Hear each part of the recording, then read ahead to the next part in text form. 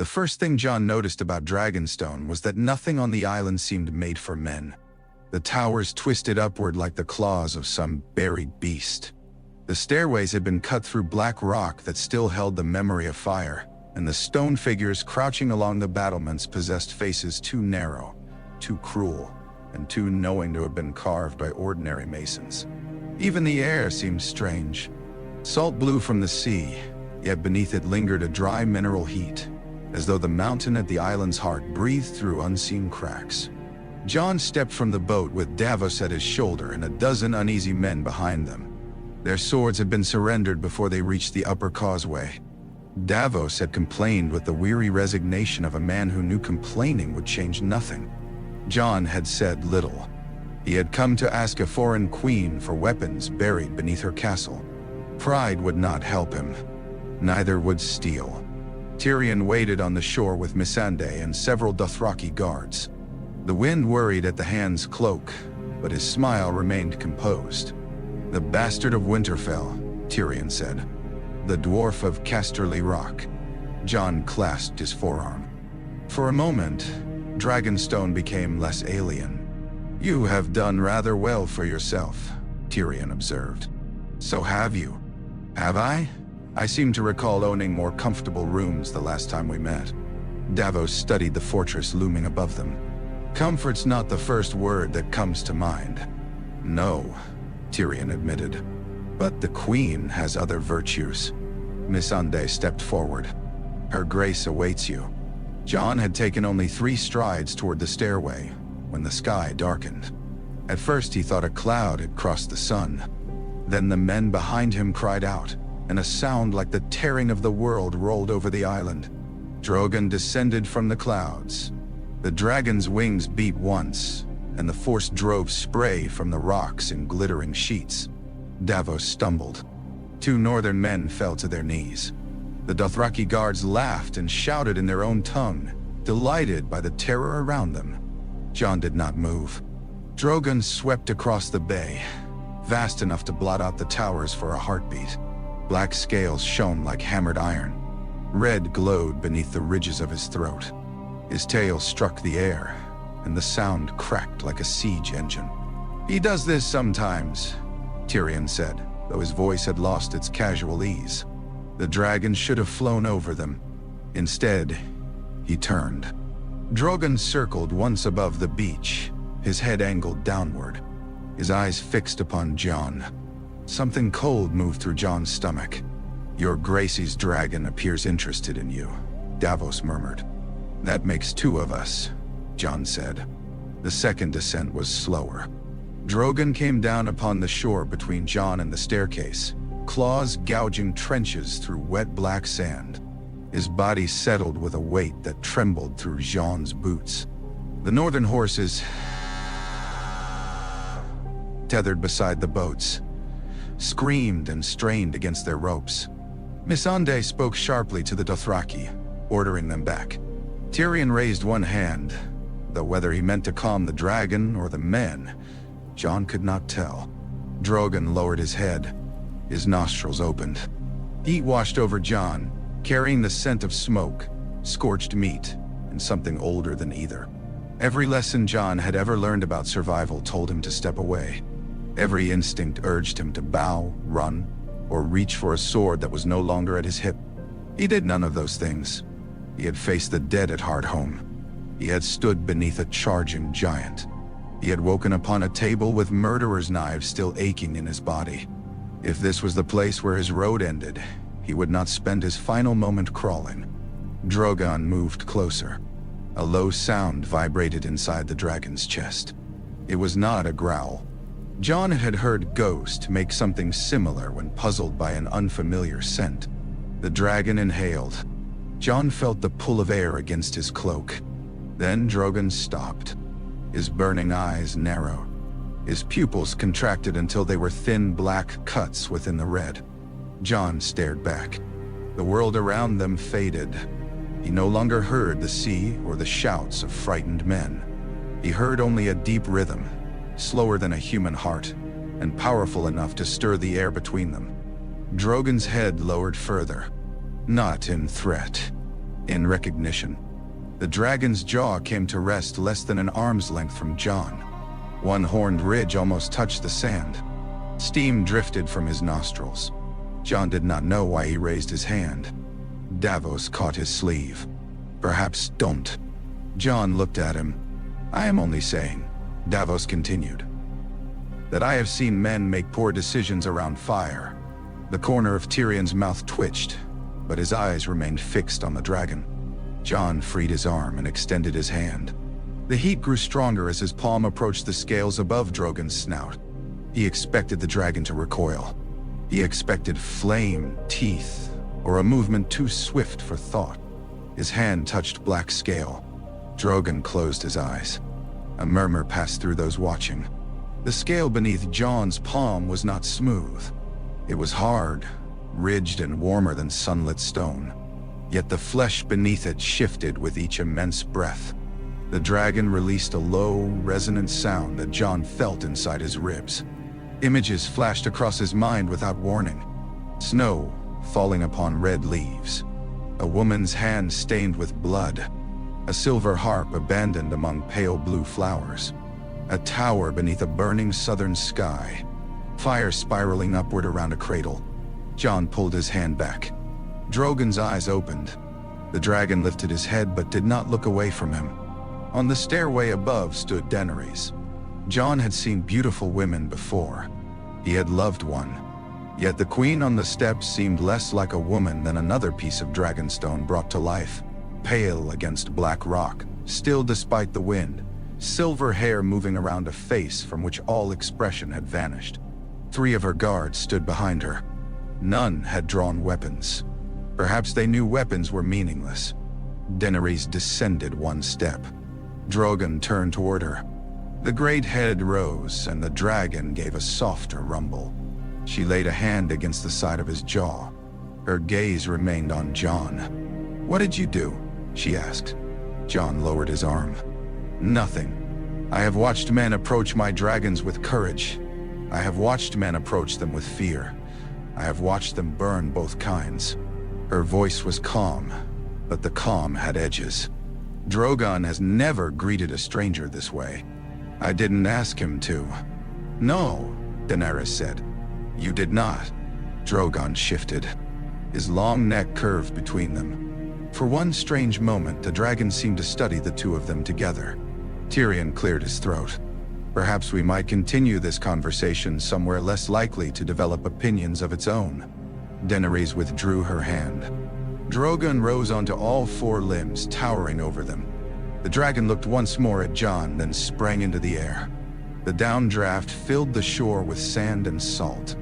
Jon watched Drogon climb above the island until his shape passed behind the towers. When he looked back, Daenerys was still studying him. The throne room of Dragonstone had no warmth despite the fires burning in iron braziers. The chamber rose high around them, its dark walls carved into shapes that suggested folded wings. At the far end, a throne of black stone waited upon a platform. Daenerys sat upon it. Tyrion stood below her. Missandei announced titles so numerous that Jon lost count before she reached Queen of the Andals. Davos answered with Jon's title, then added that he was the bastard son of Eddard Stark. Daenerys leaned forward. "Are you?" The words fell into the chamber like a stone into still water. Jon glanced at Davos. "Am I what?" "Eddard Stark's bastard. He raised me as his son." "That was not my question. You summoned me here to speak of the army of the dead. I summoned you because Tyrion believed you might be useful. You came because you need something from me. Yet before you reached my hall, my dragon treated you as blood." Jon felt the attention of every person in the chamber settle upon him. "I don't know why. Dragons are not dogs, Lord Snow. They do not take kindly to every man who stretches out a hand." "I noticed." Tyrion moved carefully into the silence. "The behavior was unusual, Your Grace, but we do not yet know what it means." Daenerys turned her eyes upon him. "Do you know of another man Drogon has permitted to touch him?" "No." "Do you know of another man before whom he has lowered his head?" Tyrion hesitated. "No." Jon stepped forward. The unsullied lining the walls tightened their grips upon their spears. I didn't come here for your throne or your dragon. I came because the dead are marching south. I have seen them, thousands of them. Every man, woman, and child they kill rises to join their army. The Night King is coming, and the wall will not hold forever. Nah. Daenerys watched him without blinking. You stand in the presence of the rightful queen of the Seven Kingdoms, she said, and you refuse to bend the knee. I know no queen whose first concern is a chair while death marches toward us. Davos closed his eyes briefly. Tyrion sighed. Daenerys rose. Firelight caught in her hair. My first concern is the people of these kingdoms, whom Cersei Lannister rules through fear. I crossed the narrow sea to free them. And how many will die while you and Cersei decide which of you owns them? Grey Worm took one step forward. Daenerys lifted a hand, stopping him. You are either very brave or very foolish. I have been called both. And what do you call yourself? Jon thought of the men in the north who had raised swords and named him king. He thought of the dead filling the horizon at Hardhome. He thought of Drogon's eyes closing beneath his hand, and of the impossible images that had entered his mind. A man trying to keep the living alive. For the first time, something in Daenerys' expression changed. Not trust, not softness, perhaps recognition of another kind. Tyrion said, "The dragon glass beneath Dragonstone is of no use to us. It may be of considerable use to Jon. Allow him to mine it. He remains our guest, and we gain time to decide what to make of everything else." Guest, Jon repeated. A more pleasant word than prisoner, Tyrion said. Daenerys descended from the throne. She stopped before Jon. She was shorter than he had expected, but nothing about her presence seemed small. "You may mine the dragon glass," she said. "Your men will remain unarmed except while they work. You will not leave the island without my permission. I did not agree to imprisonment. You are free to swim."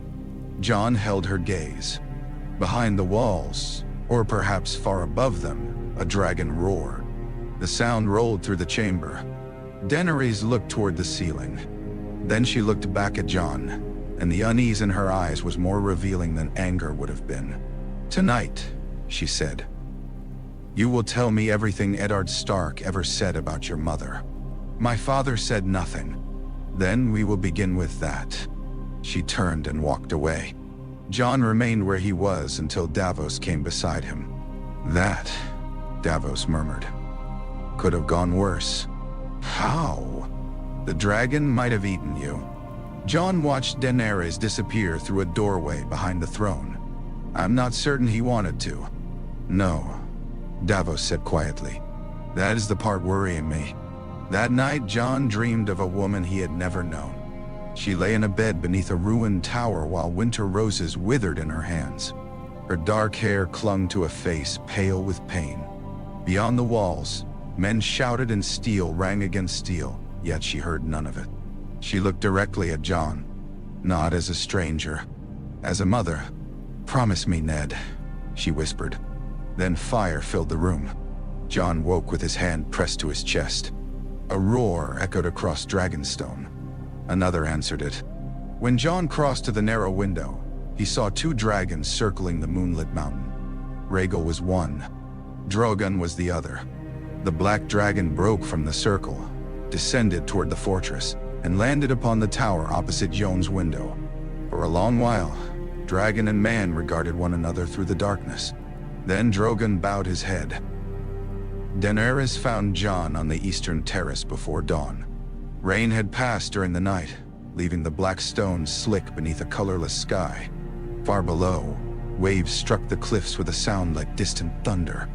Drogon remained upon the neighboring tower, his wings folded, his head resting between two stone gargoyles. He had been there since Jon woke. "You did not sleep well," Daenerys said. Jon turned. She had come without guards. A heavy dark coat covered her pale dress, and her hair had been braided away from her face. Without the throne, the unsullied, and the weight of her titles, she appeared younger. More human. You've been watching my window? I have been watching my dragon.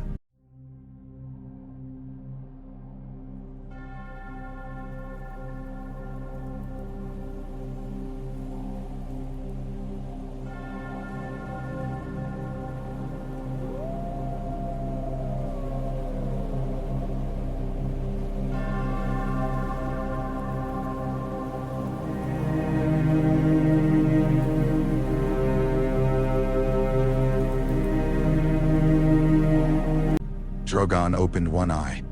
Daenerys followed Jon's gaze. He has watched you all night. So it seems.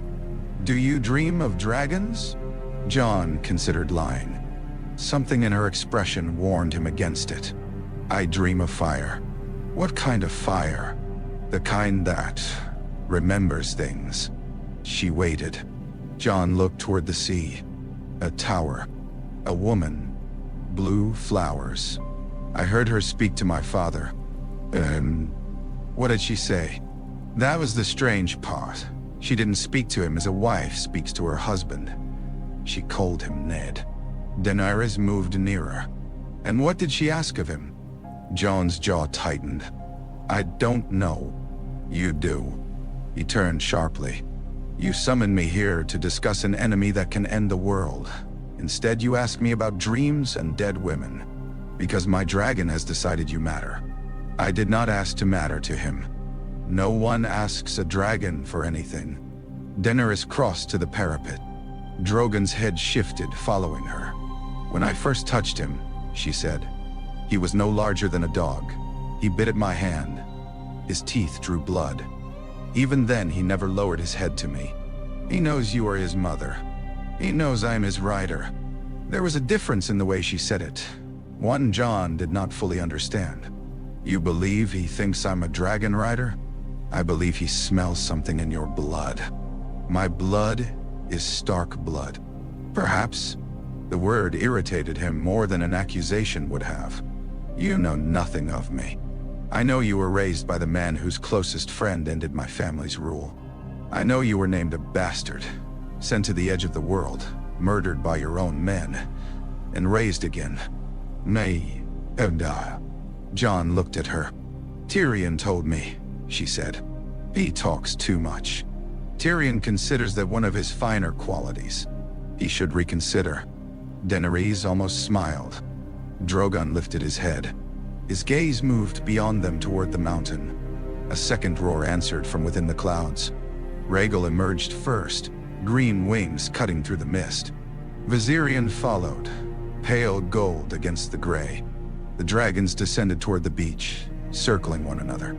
Jon felt a pressure behind his ribs, as though an invisible cord had been drawn tight.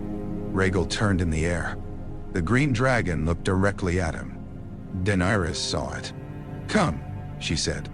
Where? To learn whether yesterday was chance. Jon did not like the sound of that. And how do you mean to test it? She walked toward the stairs.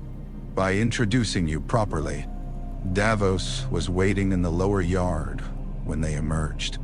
Judging by his expression, he had spent much of the morning searching for Jon, and none of it expecting to find him beside the Queen. Your Grace, Davos said. Jon. Tyrion appeared behind him carrying a cup of wine. It is early even for you, Jon said. I find dragons improve one's appreciation for breakfast wine. Daenerys continued through the gate. You may both come. To where? Davos asked. The beach. Davos looked at Tyrion. Tyrion drank. The three dragons had gathered upon a shelf of rock overlooking the sea. Viserion lay with his pale wings spread to catch what little warmth the morning offered. Rhaegal paced nearer the water, green-black scales shining beneath the mist. Drogon descended last and landed beside Daenerys. She touched his neck.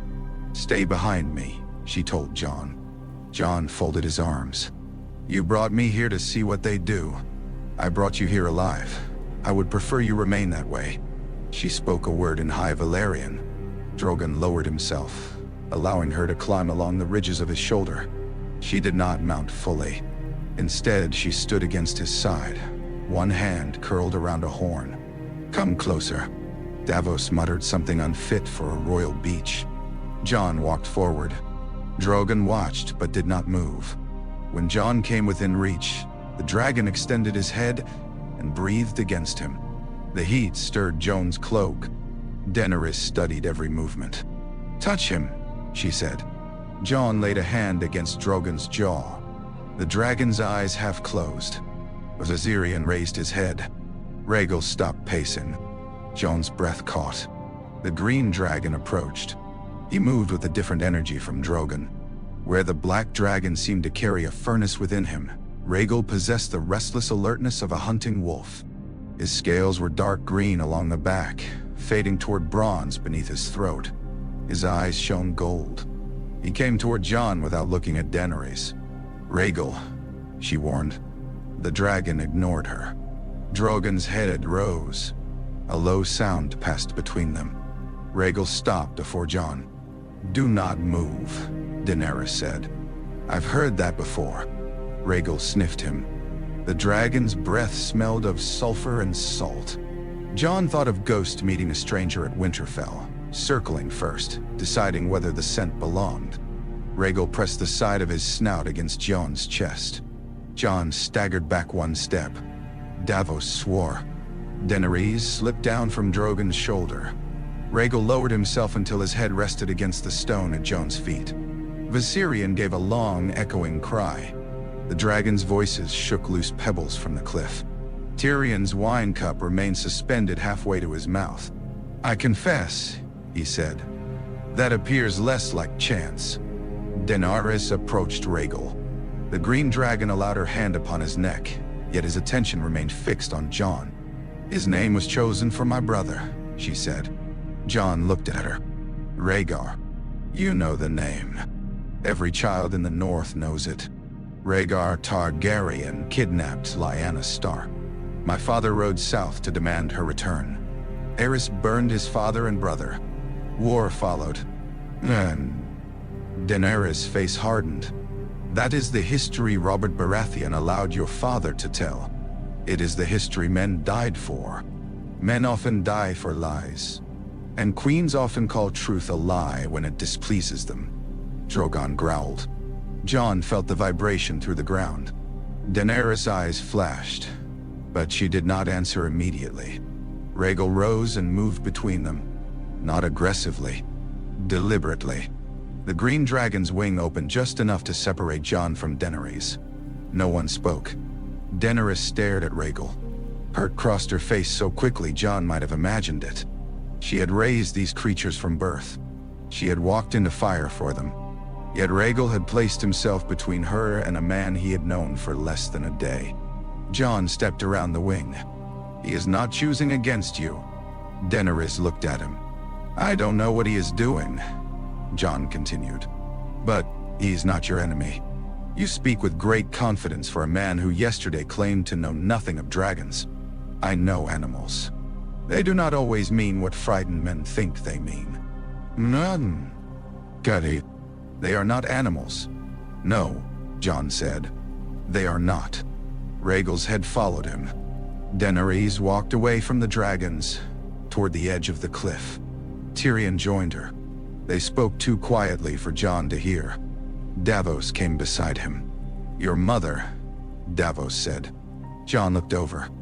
"Did Lord Stark truly never tell you anything?" "Nothing.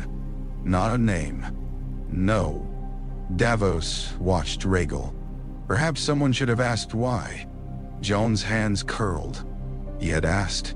As a child, he had asked until he learned that every question tightened something in Ned Stark's face. He had stopped because he loved the man, and because even children knew when love was wounding someone. "My father carried enough ghosts." "Aye," Davos said. "But perhaps one of them was yours." The Dragonglass caverns were opened that afternoon. Jon worked beside the northern men, grateful for stone that required no answers. Black glass ran through the earth in gleaming seams. It broke clean beneath hammer and chisel, sharper than steel when shaped correctly. Rhaegal followed them into the first chamber. The dragon could not fit through the lower tunnels, so he remained near the entrance, green head resting between pillars of volcanic rock. Every time Jon emerged, Rhaegal's eyes opened. The men began whispering. Some called it a good omen. Others made the sign of the seven despite having worshipped the old gods all their lives. One refused to enter the cavern until Davos threatened to throw him into the sea. Near sunset, Jon's pick struck a hollow wall. The stone collapsed inward, revealing a chamber untouched for centuries. They entered with torches. Figures had been carved into the walls. Spirals surrounded shapes with long limbs and narrow faces. Children of the forest. Men stood beside them, holding weapons of black glass. At the center of the largest carving loomed an enemy crowned with horns of ice. Daenerys arrived as Jon brushed dust from the image. "These were made before the Targaryens came to Dragonstone," he said. "Perhaps before the Andals came to Westeros." She stood beside him, torchlight moving across her face. "The children fought with the first men," Jon continued. "They fought together against the dead. Their kingdoms did not matter. Their wars did not matter. If they had kept fighting one another, none of us would be here." Daenerys touched the carved spiral. "You believe this was left for us. I believe they hoped someone would remember. Is that what you think Drogon remembers?" Jon looked toward the cavern entrance. Rhaegal's eyes glowed in the darkness beyond. "I don't know." Daenerys faced him. "You keep saying that. It... Truth can be discovered. Sometimes. And sometimes it is buried because men fear it." The words struck closer than she could have known. Jon met her gaze. "You believe my father lied. I believe Eddard Stark protected secrets at great cost. Tyrion says he was famous for honor. Honorable men do not father bastards and refuse even to speak the mother's name unless the truth is more dangerous than shame." Jon's anger rose, but beneath it something else moved. A crack in a wall he had built through years of acceptance. "Do not speak of him as though you knew him." "No," Daenerys said quietly. "I knew only what his friend did to my family.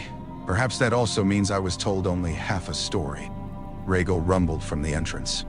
Daenerys glanced toward him. "What would you do?" she asked. "If we learned you were not the man you believed yourself to be?" Jon thought of Longclaw, of the cloak of the Night's Watch, of Robb naming him brother, of Catelyn's cold eyes, of the Northern Lords shouting king in the north. "A name does not change what I have done. It changes what others may ask you to do. I am already asked to do more than any man should." "That is not an answer. It is the only one I have." They stood together before the ancient carvings while the torchlight threw their shadows across the dead. At the cavern entrance, Drogon landed beside Rhaegal. The black dragon looked into the chamber, directly at Jon. Then he lowered his head to the stone. Daenerys saw it. This time, she did not ask what it meant. The raven from Winterfell arrived 3 days later. Tyrion brought the message to Daenerys while she stood over the painted table. Grey Worm, Missandei, Varys, and the surviving commanders of her fleet had gathered around the carved shape of Westeros. Red wooden markers stood along the western coast. Black markers clustered at King's Landing. Too few of Daenerys' ships remained where her plans required them.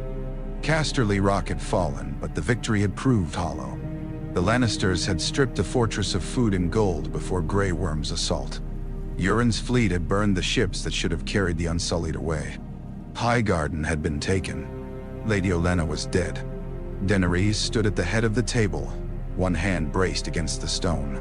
"I should have gone to King's Landing the day we arrived," she said, "and killed thousands when the Red Keep answered with wildfire." Tyrion replied, "I listened to you. Dorne is broken. The Iron Fleet is broken. Highgarden is gone."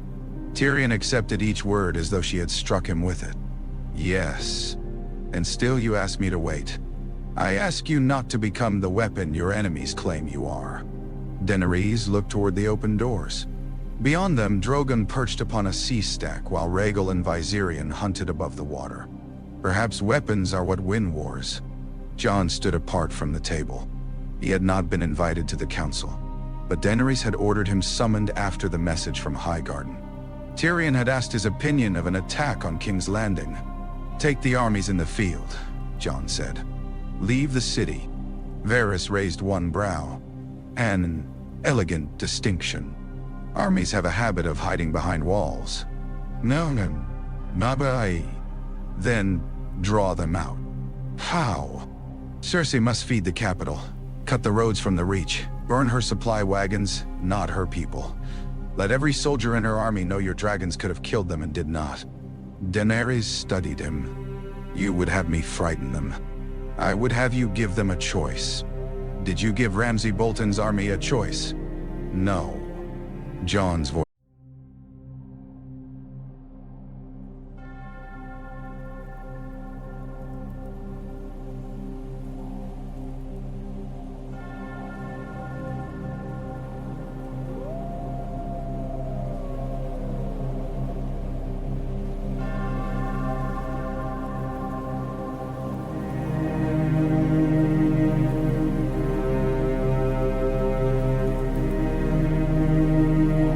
Hardened, and thousands died because I let him choose the ground and the time.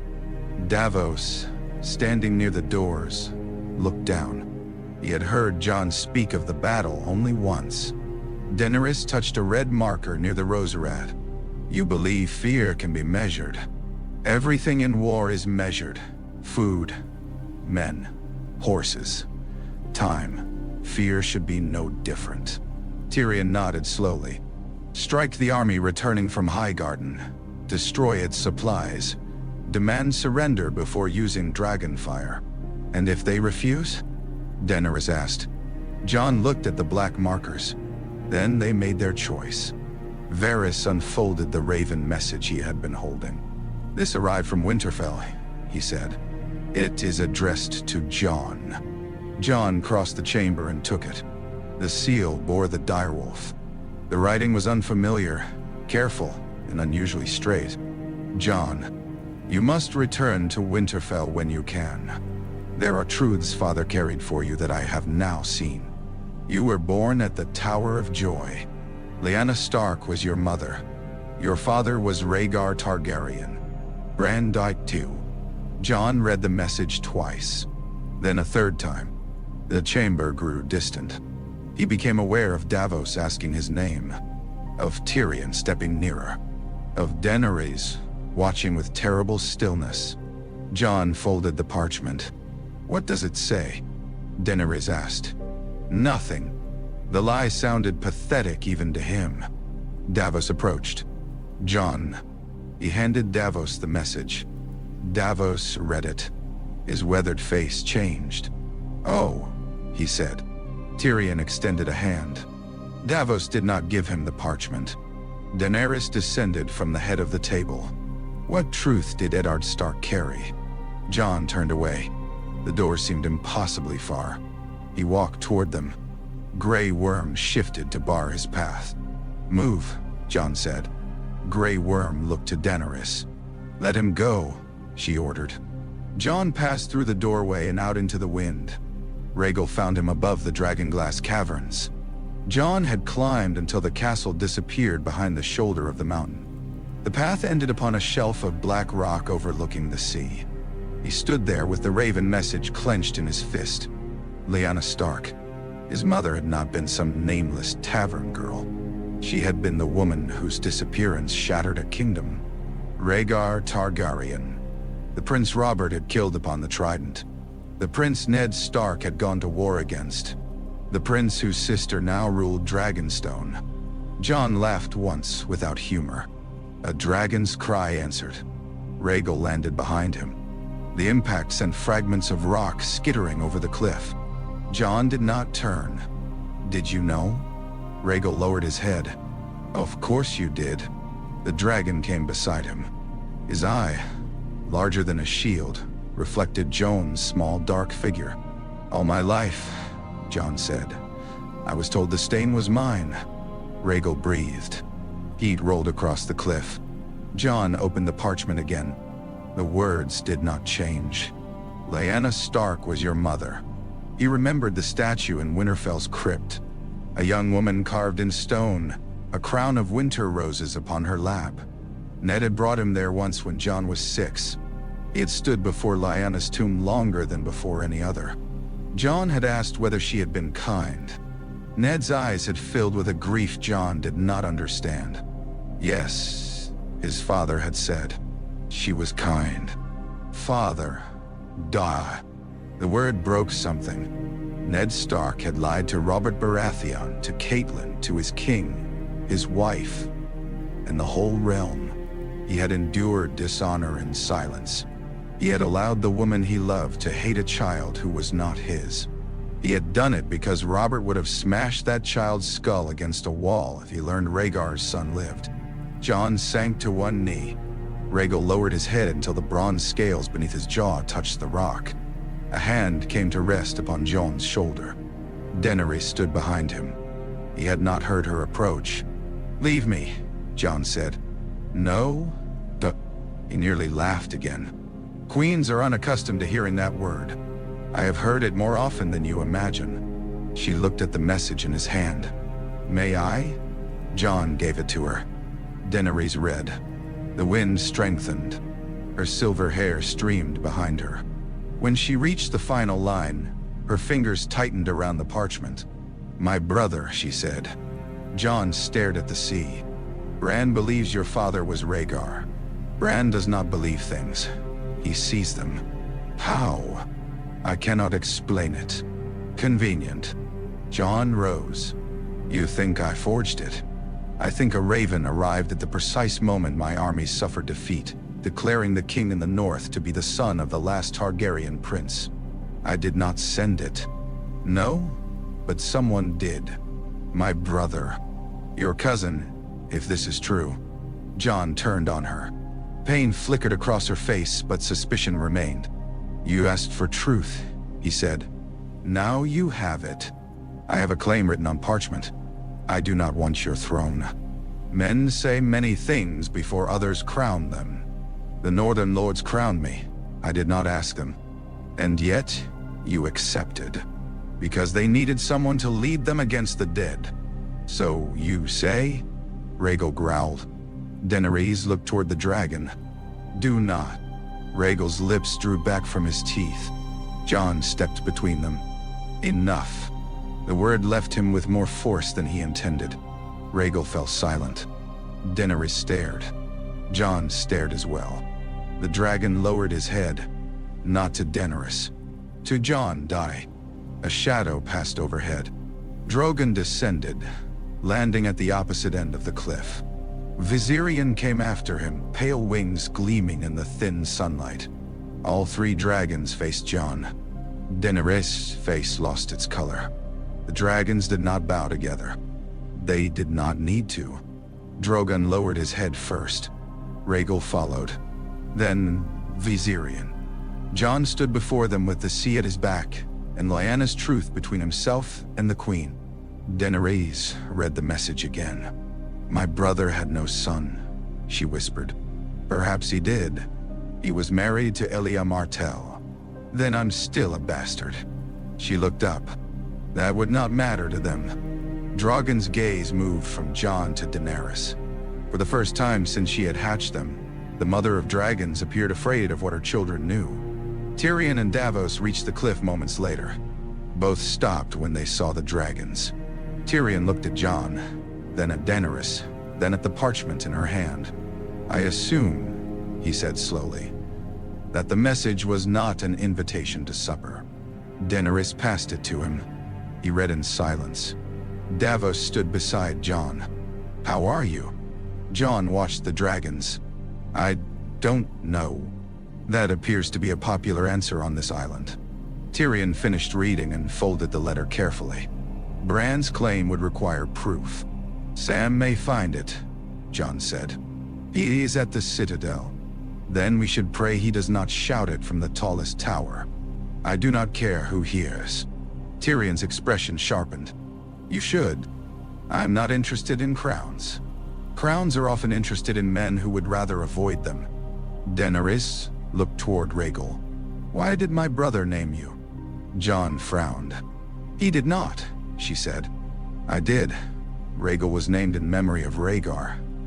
Yet perhaps some part of him has always belonged to the blood my brother left behind. He belongs to you. Does he? The question held more grief than anger. Jon approached her.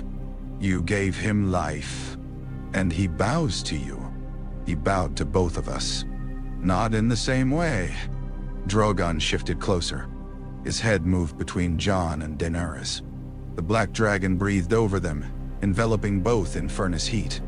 Daenerys lifted her hand. Drogon touched his snout to her palm. Then he turned and pressed the side of his jaw against Jon's shoulder. The gesture was simple. Its meaning was not.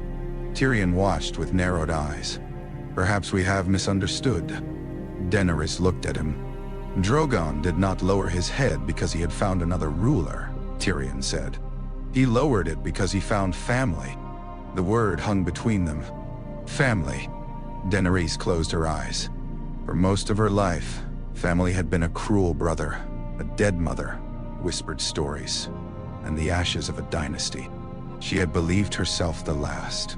Jon understood loneliness. He recognized it when he saw it in her face. I did not come to take anything from you, he said. Daenerys opened her eyes. You already have. Before Jon could answer, a raven crossed the sky above them, flying hard from the direction of the mainland. It carried news from the Citadel. Samwell Tarly had found a marriage recorded in the private journal of High Septon Maynard. Rhaegar Targaryen's union with Elia Martell had been annulled. Rhaegar had married Lyanna Stark in secret. The child born at the Tower of Joy had not been a bastard. His name had been Aegon Targaryen. Sam's raven did not bring peace. It brought names, dates, witnesses, and the careful handwriting of a High Septon who had recorded the undoing of one royal marriage and the creation of another, as though noting the purchase of a new robe. Rhaegar Targaryen and Lyanna Stark had been married beneath the eyes of the Seven in a small sept hidden in the hills of Dorne. 2 septons, 3 Kingsguard knights and Lyanna's companions had witnessed the vows. Rhaegar had declared any child of the union his lawful heir after his existing children. Weeks later, Rhaegar died at the Trident. Months after that, Lyanna died at the Tower of Joy. The infant was carried north by Eddard Stark and named Jon Snow. Tyrion read the account twice before sitting down. Varys did not sit.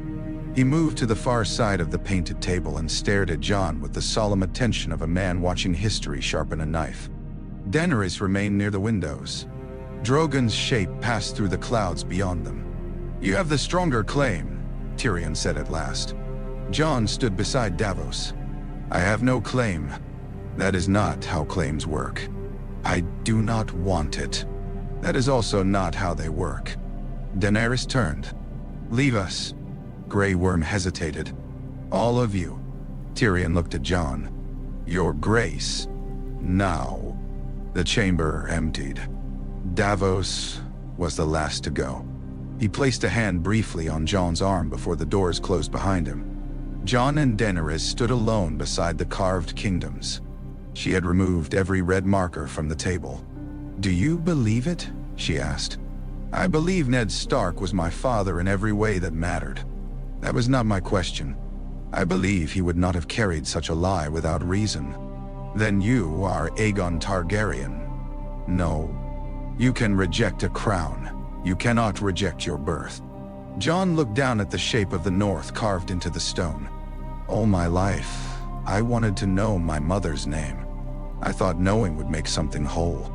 Instead, I learned my life began with a war, and everyone who knew the truth died for it. Nah, not everyone. Bran was not there. He saw it. So, he says, you trusted him when the message came. I still do. Daenerys approached the table. My brother named you Aegon. So it seems. He already had a son named Aegon. That child was dead by then. Not when you were conceived.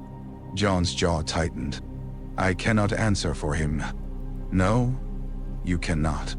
The bitterness in her voice was not directed only at Jon. Daenerys touched the carved coast of Dorne. I spent my life believing Rhaegar was the last good man in my family. Viserys spoke of him as though he had been a god. Sir Barristan called him honorable, gentle, beloved. Yet he abandoned his wife and children. He carried another woman away, and the realm bled. Perhaps Lyanna went willingly. Does that absolve him? No. The answer surprised her. Jon continued. Love does not make cruelty kind. Whatever they wanted, other people paid for it. Daenerys looked at him for a long moment. You do not defend your father. I never knew him. And Eddard Stark. I would defend him against any man alive. I am not a man. No, Jon said. You have dragons. Despite herself, she smiled faintly. It vanished quickly. If the lords of Westeros learn the truth, they will use you against me. I will tell them I do not want the throne. They will say that proves your fitness. I will bend the knee. Daenerys went still. You refused me when you were a king. I refused because the North chose me to defend them. If bending the knee gives them your armies against the dead,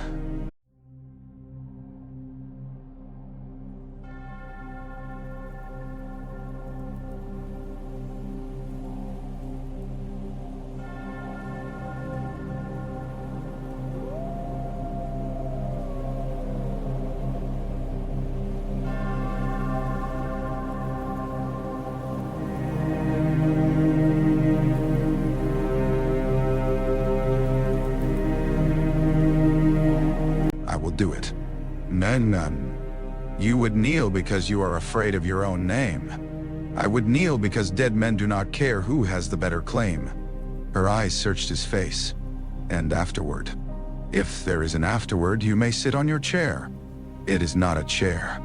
It is an ugly chair. That drew a real laugh from her.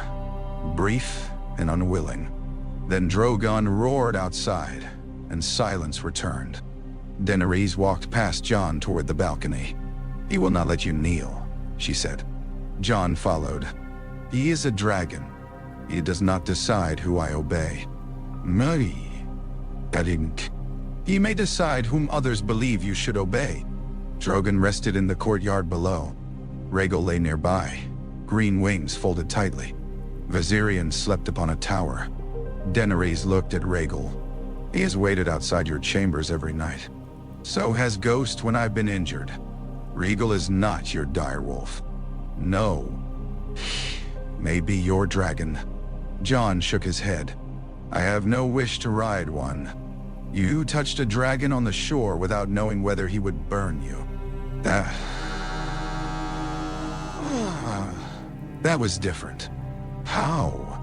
I was trying not to show fear. And now? Jon looked at Rhaegal. Now I know enough to be frightened.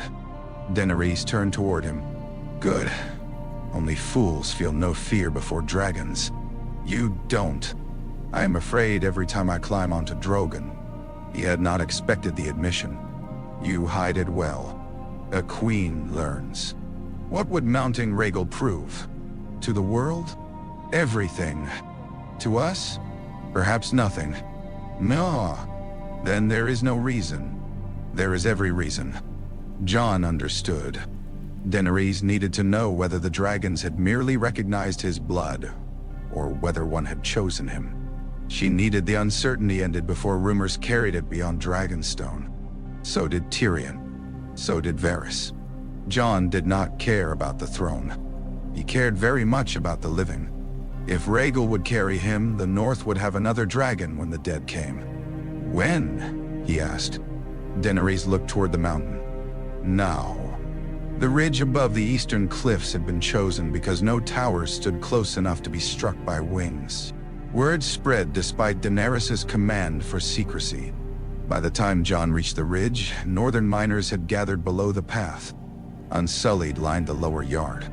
Dothraki watched from horseback, shouting wagers to one another. Tyrion stood beside Davos. You appear displeased, Tyrion said. I've spent most of my life warning men against climbing dangerous things. And now? Now I'm trying to decide whether a dragon counts as a thing.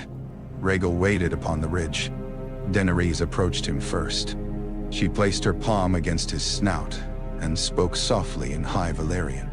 The dragon's gold eyes shifted toward Jon. "He has never carried a rider," she said. "Comforting. Do not pull at the horns as if they are reins. Hold the ridges along his neck. Use your knees. He will feel where you lean. And if he doesn't, you will fall." "More comforting," Davos called from below. "There is still time to reconsider." Jon looked down. "I thought you said this could have gone worse." "I have revised my opinion." Rhaegal lowered himself. Jon climbed. The scales formed uneven ridges beneath his boots. He gripped one bronze horn, pulled himself higher, and settled into the hollow between two rows of spines. The dragon's body moved beneath him with each breath.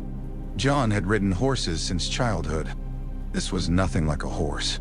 Rhaegal's muscles shifted with terrible power, each movement capable of throwing Jon from the mountain. Daenerys mounted Drogon nearby.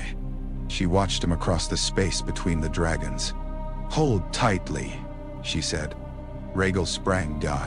Jon's stomach remained on the ridge.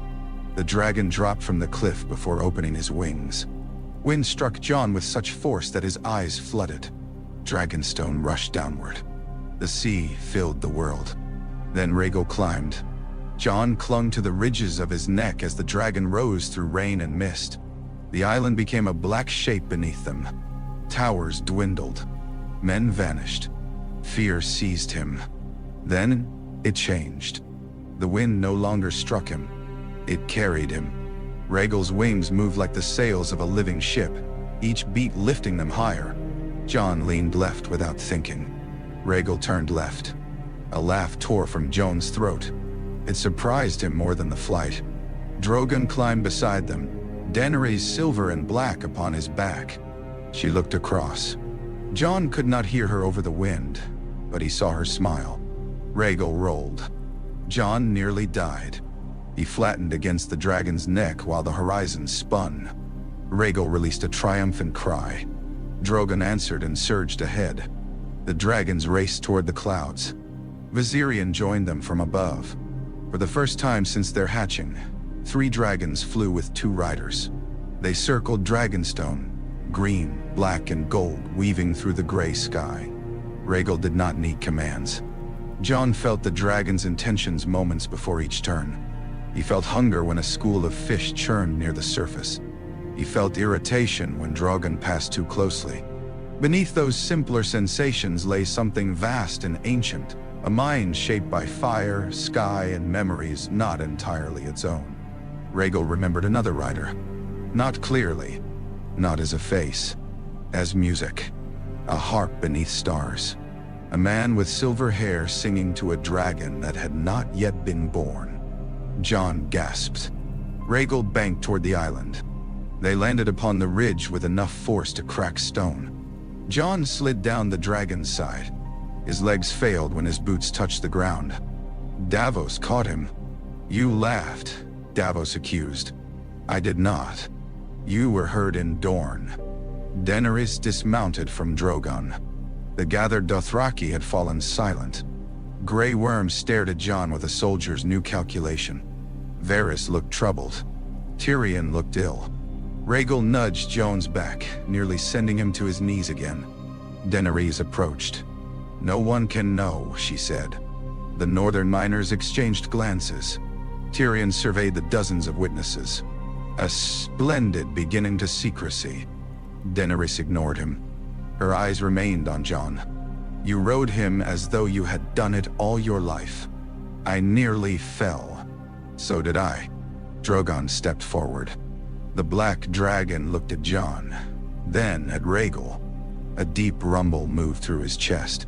It carried no challenge. Approval. Jon faced Daenerys. "I will not use this against you. You may not need to." The Dothraki began to kneel. One by one, they lowered themselves before Jon and Rhaegal. Grey Worm barked in order. They did not rise. Daenerys watched them. Jon stepped away from Rhaegal. "Stand," he told the Dothraki. They remained kneeling. He looked to Daenerys. "Tell them." Her face revealed nothing. For one endless moment, Jon feared she would refuse.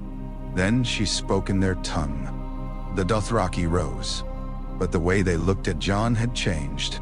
So had the way Varys looked at him. That evening, ravens departed Dragonstone carrying orders for Daenerys' armies. One carried a message to Winterfell. Jon Snow was returning north. He would not return alone. Samwell Tarly arrived on Dragonstone before they could leave. He came in a fishing boat crewed by 3 men who spent the entire journey praying that dragons would mistake them for driftwood. Gilly remained below deck with little Sam while the older Sam climbed the black steps carrying a leather case against his chest. Jon met him halfway to the gates. For a moment, titles, queens, dragons, and dead armies disappeared. Sam dropped the case and embraced him. "You're alive," Sam said. "So are you?" "Yes. I was less certain of you." "No, me." Jon laughed, and the sound felt unfamiliar after the days behind him. Sam drew back. His expression changed as he looked toward Rhaegal, who waited on the tower above them. "You have a dragon." "I would not put it that way." "The dragon appears to put it that way." Rhaegal's head lowered over the parapet. Sam stepped behind Jon. "Is he safe?" "No." "Good. I prefer honest answers." Daenerys received Sam in the chamber of the painted table. He bowed poorly, nearly lost the leather case, recovered it, and apologized to everyone in the room before Tyrion told him to breathe. Sam placed the case upon the table. Inside lay a book bound in cracked white leather, a chain of office once belonging to High Septon Maynard, and a strip of linen marked by a faded seal. "I did not steal them," Sam said. Tyrion looked at him. "I removed them without permission." That is a pleasing definition of theft. The Citadel refused to listen about the dead. They had thousands of books and no sense. So I left. Daenerys opened the journal. Sam showed her the relevant pages. He explained the dates, the witnesses, the annulment, and the secret ceremony. He had also found a copy of Rhaegar's final testament, hidden among records transferred from Summerhall after the rebellion. The parchment named Lyanna Stark as his lawful wife. It named their unborn child his heir.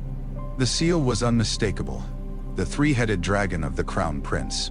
Jon stood at the far side of the table. He had known the truth before Sam arrived.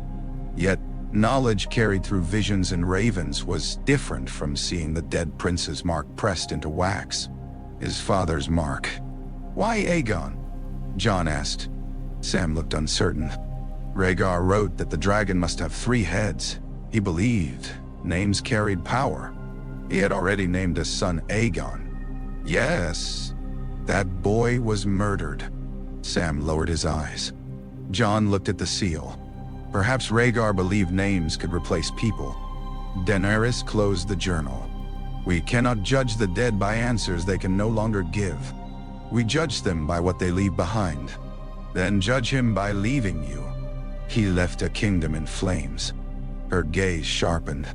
"And he left you." Jon said nothing. Tyrion poured wine.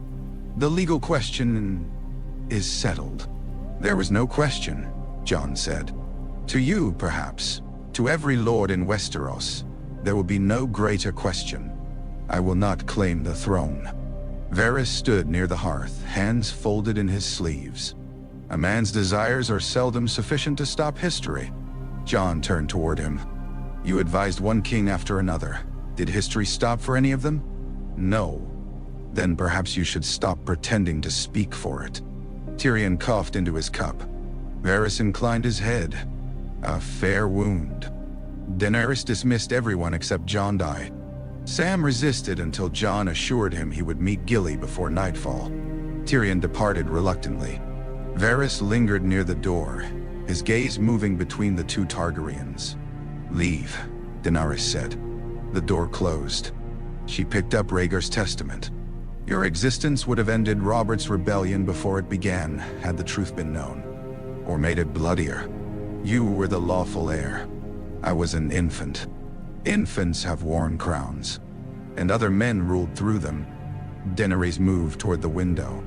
"Viserys called himself king from the day I could speak. He said the realm waited for us. He said men drank secret toasts to our return. For years I believed the throne belonged to him. Then he died, and I believed it belonged to me." Jon joined her. Below, Drogon and Rhaegal rested beside one another. Viserion flew over the bay. "It does belong to you," he said. "By conquest, perhaps, not by birth. If birth were all that mattered, Tommen would still be king. He was not Robert's son. He wore the crown. Men obeyed it until they did not." Daenerys looked toward him. "You see how fragile it is? I see how little it has to do with deserving. And do you believe I deserve it?" Jon took his time. "I believe you freed people who were slaves. That was not the question. I believe you crossed half the world with nothing and returned with armies. Not the question. I believe you listen when you would rather command." Her eyes softened slightly. "And I believe," Jon continued, "that you are so afraid of becoming your father that every challenge sounds like a prophecy." Daenerys turned fully toward him. "You speak boldly. I was raised by an honest man. A man who lied to the entire realm. To save my life. And what will you lie about to save mine?" The question struck deeper than he expected. "I will tell them you are my queen. Will they believe you?" "They believed me when I told them the dead were real. Some did. Enough." Daenerys looked at Rhaegar's testament. "If we marry," she said, "the claims become one." Jon went still. She did not look at him. Targaryens married within their blood for centuries. The lords could not divide us. The North would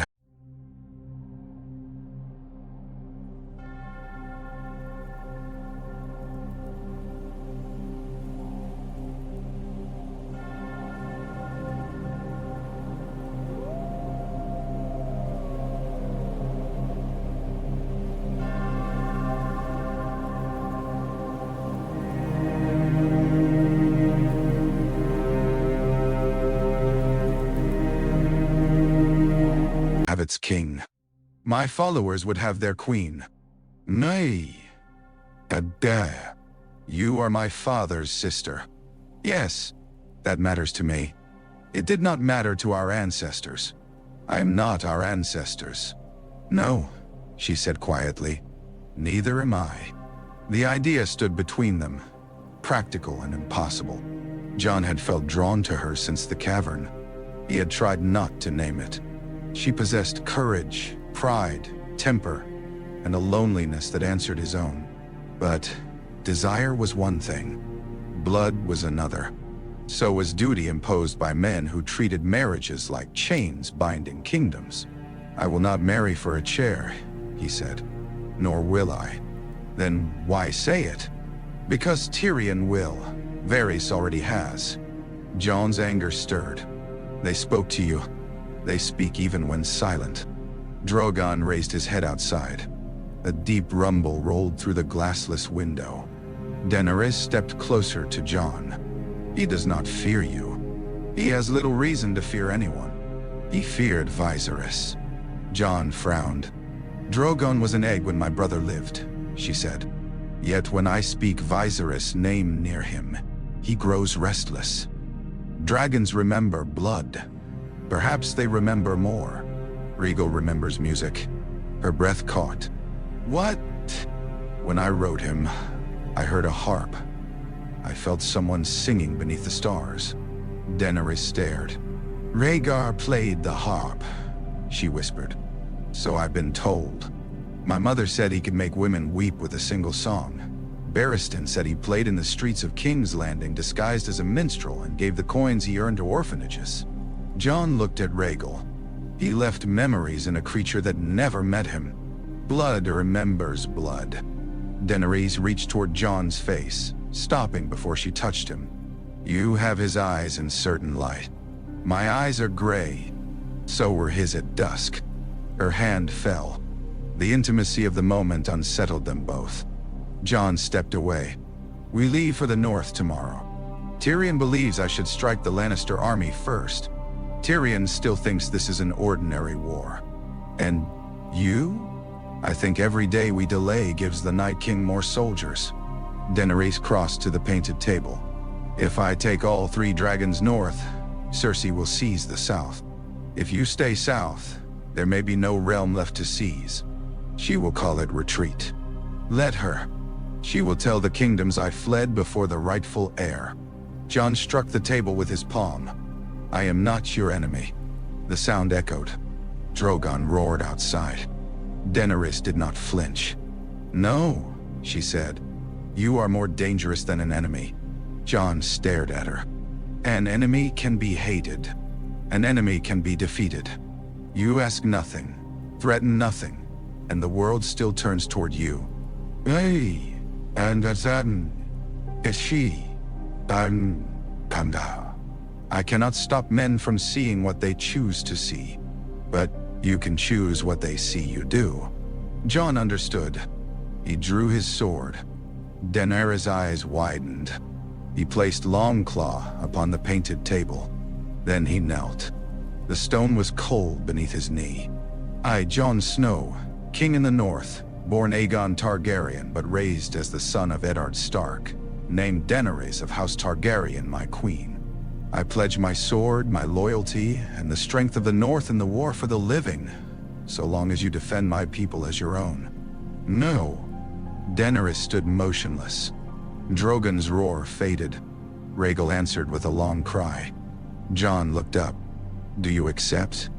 Daenerys' eyes shone. She came around the table and extended her hand. "Rise." He took it. She pulled him to his feet. "I accept your loyalty," she said, "but not your crown." Jon frowned. "The North chose you. Keep their trust until they choose otherwise. You will stand beside me, not beneath me, while the dead remain." "Nay. Ah. That will anger every lord in the realm. Then they may learn what anger feels like when facing a dragon." Jon almost smiled. Daenerys did. Outside, Drogon pressed his head against Rhaegal's. The 2 dragons stood together beneath the darkening sky, black and green, while Viserion descended toward them like a shard of pale sunlight. The next morning, Daenerys gave the order. They would abandon the war for the Iron Throne. For now, every ship that could sail would carry dragonglass north. The Unsullied would march by land. The Dothraki would cross the King's Road. Tyrion would remain long enough to direct the southern armies and offer Cersei one final chance to join the living. Daenerys would fly to Eastwatch upon Drogon. Jon would fly beside her on Rhaegal. Viserion would follow. Before they departed, Jon returned to the eastern terrace. Drogon approached him alone. The black dragon lowered his head. Jon placed a hand between his eyes. "You knew before any of us," Jon said. Drogon exhaled smoke around him. "No throne," Jon told the dragon. "Do you understand?" Drogon's eye opened. The ancient red gaze seemed amused. The wall was already dying when the dragons reached it. From 20 leagues away, Jon saw a pale wound running through the sky. The wall rose from the horizon like the edge of the world, but black lines split its eastern face. Smoke poured from Eastwatch. Horns sounded below, thin and desperate beneath the roar of the wind. Rhaegal felt Jon's fear and flew faster. Daenerys leaned low over Drogon. Viserion swept above them, his pale wings vanishing whenever the snow thickened. They had left Dragonstone before dawn and crossed a world changing from green to white. Villages disappeared beneath winter. Rivers hardened into silver roads. By the time the wall appeared, frost had formed along the edges of Jon's cloak. A flock of ravens met them above the sea. Hundreds circled Rhaegal. Jon recognized Bran's presence in the way they moved. The birds formed a dark stream pointing toward the eastern gate. Then they scattered. Something struck the wall from the northern side. The sound carried through Rhaegal's body. A section of ice near Eastwatch cracked outward. Blocks larger than towers plunged into the sea. The waves rose and shattered against the cliffs. The Night King had no dead dragon. He had brought giants. Dozens stood beyond the wall, their bodies swollen by death, their eyes burning blue. They carried chains wrapped around ancient iron hooks. With each pull, The hooks tore deeper into cracks formed by spells older than kingdoms. Behind them waited the army of the dead. It covered the snow to the horizon. The gate at Eastwatch stood open. Men streamed south through it while others fought to close the inner doors. Tormund stood upon the battlements, swinging an axe at dead climbers clawing over the edge. Beric's flaming sword burned like a spark in the storm. Jon guided Rhaegal downward. The dragon opened his jaws. Green gold fire poured along the base of the wall. Ranks of dead vanished within the flame. Heat struck the ice and filled the air with steam. Drogon descended on the opposite side of the gate, black wings beating snow into a blinding cloud. Daenerys shouted a command. Drogon burned the giant's chains. Viserion attacked from above, pale fire sweeping across the hooks embedded in the wall. Iron glowed red then white. The giants pulled. The heated chains snapped. One giant fell backward. Others staggered. The men on the battlements cheered. Jon saw the Night King. He stood upon a ridge beyond the reach of the flames, mounted on a dead horse. His armor reflected no light. His face held the cold patience of a glacier. He looked at Rhaegal. Jon felt the dragon recoil. The Night King dismounted. An attendant handed him a spear of ice. "Climb!" Jon shouted. Rhaegal obeyed. The spear left the Night King's hand. It moved too quickly. Drogon turned. The black dragon crossed between Rhaegal and the weapon. The spear struck Drogon beneath the left wing. Daenerys screamed. Drogon's body twisted. Black blood scattered across the sky, steaming as it fell. The dragon lost height, one wing folding. Jon leaned hard toward him. Rhaegal dived. Viserion circled in panic, roaring. Drogon struck the top of the wall. Ice exploded beneath his weight. Daenerys was thrown from his back and slid toward the northern edge. Jon saw her fingers catch a ridge of ice. Below her waited the dead. Rhaegal landed badly, claws skidding. Jon jumped before the dragon stopped moving. He hit the ice and rolled. Pain shot through his shoulder. He rose and ran. Daenerys' grip slipped. Jon reached her as one hand came free. He fell flat, caught her wrist, and slammed his other hand against a crack in the ice. Her body swung above the abyss. "Do not let go," she gasped. "I had not planned to." Drogon tried to rise. The ice spear had broken against bone, leaving a jagged length buried beneath his wing. Frost spread from the wound across his scales. The Night King raised another spear. Rhaegal moved between him and Drogon. The green dragon spread his wings across the wall, shielding both riders and the wounded black dragon. Viserion landed beside him. The two dragons roared together. Their flames crossed. Green and gold fire struck the northern ridge. The Night King vanished behind an explosion of steam and snow. Jon pulled Daenerys onto the wall. She crawled immediately toward Drogon. "My child!" Drogon's eye opened. Daenerys pressed both hands against his jaw. "You must rise." The dragon growled in pain. Jon reached the broken spear. Cold radiated from it with such force that the flesh of his fingers burned when he touched the shaft. He tore a strip from his cloak and wrapped it around his hands. "What are you doing?" Daenerys demanded. "Getting it out. It will kill you. It will kill him if it stays." Jon grasped the spear. The cold entered his arms. For a moment, the wall disappeared. He stood within darkness beneath a pale tree. The Night King watched him through eyes of blue fire. Around them, dragons screamed. The dead thing reached into Jon's mind. Not with words, with promise. All warmth ends. All names fade. All blood freezes. Jon saw Winterfell buried beneath snow. He saw Sansa upon the battlements, blue-eyed and dead. Arya walked beside her carrying a dark blade. Bran sat beneath the heart tree wrapped in ice. Sam, Gilly, Davos, and every man Jon had ever loved stood in endless ranks. Behind them rose 3 dead dragons. Jon released the spear. He staggered. The vision vanished. Daenerys caught him. What happened? He knows me. The Night King. Jon looked north. The storm cleared briefly. The Night King still stood upon the ridge. He was watching Jon die. He has always known me. Drogon groaned. Jon seized the spear again. This time Daenerys wrapped her hands over his. Together, they pulled. The ice resisted as though alive. Frost climbed their sleeves. Their breath crystallized. Rhaegal lowered his head and closed his jaws around the exposed shaft. The dragon pulled.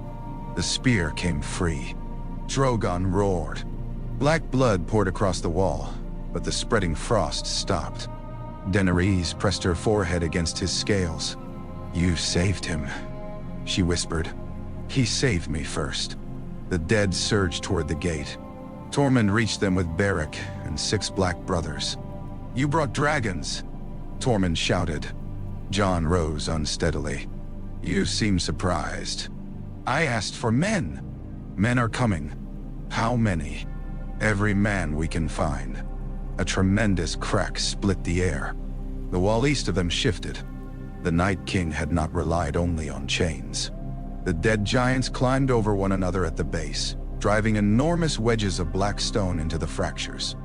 Dead men carried barrels taken from abandoned wildling stores and packed the cracks with oil, timber, and bones.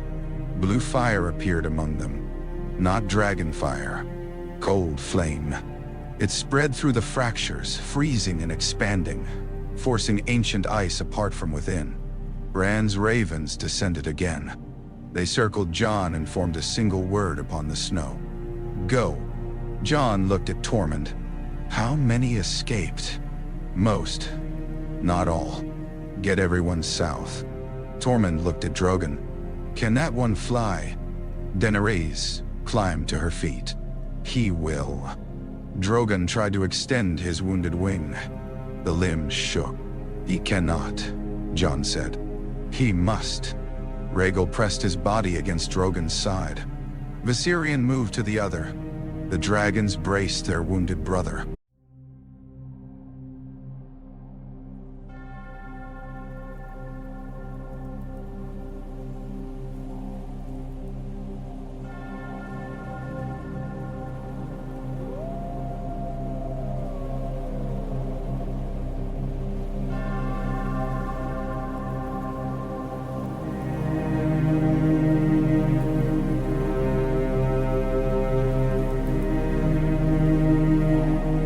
Jon understood.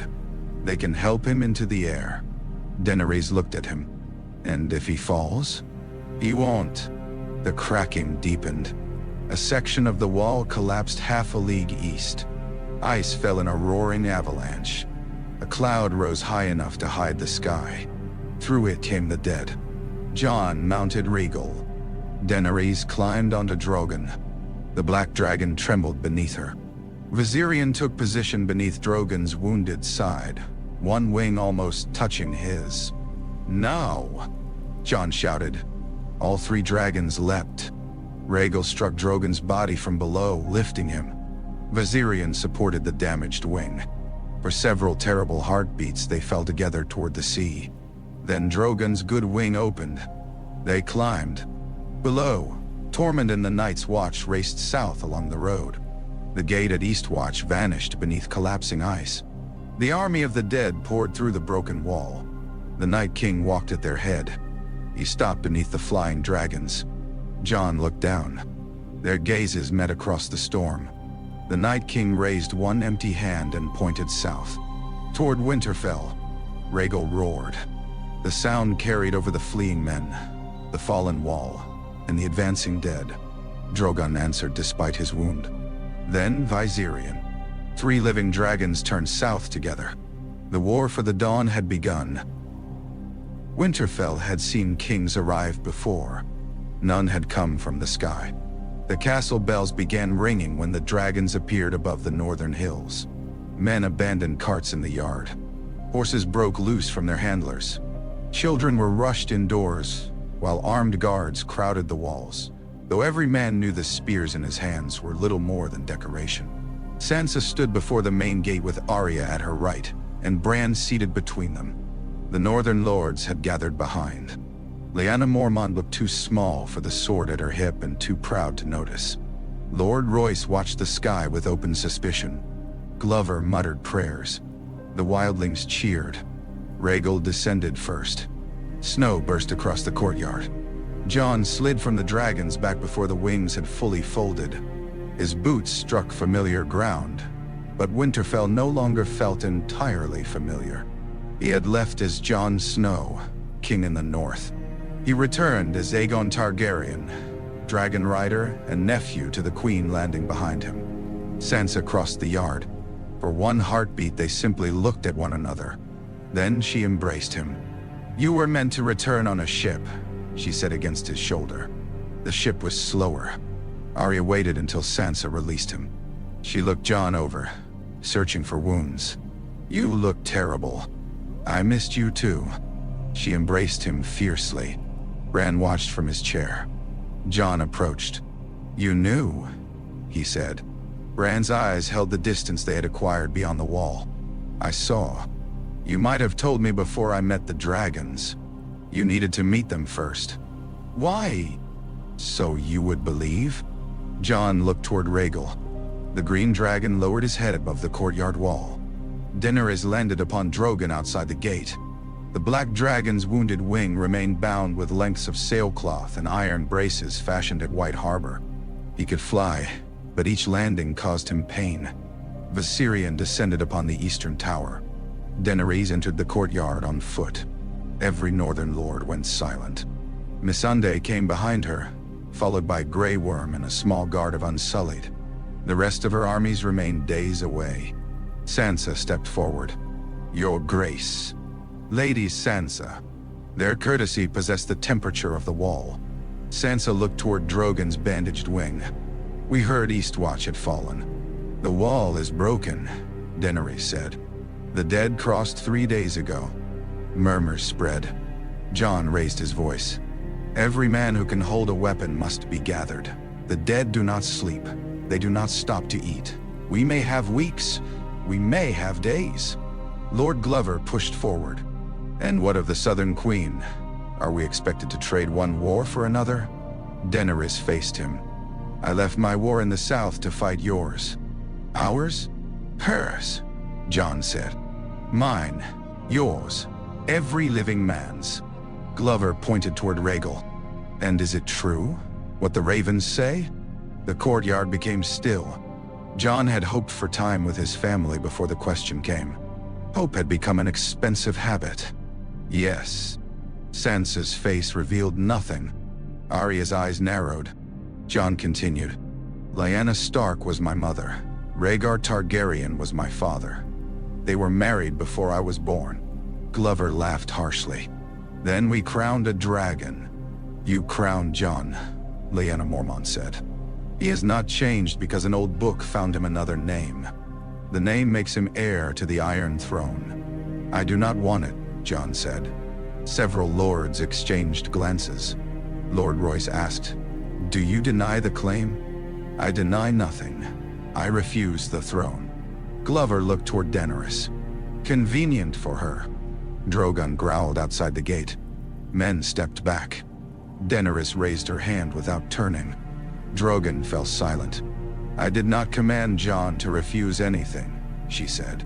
"He knelt to me on Dragonstone." The northern lords erupted. Sansa's face hardened.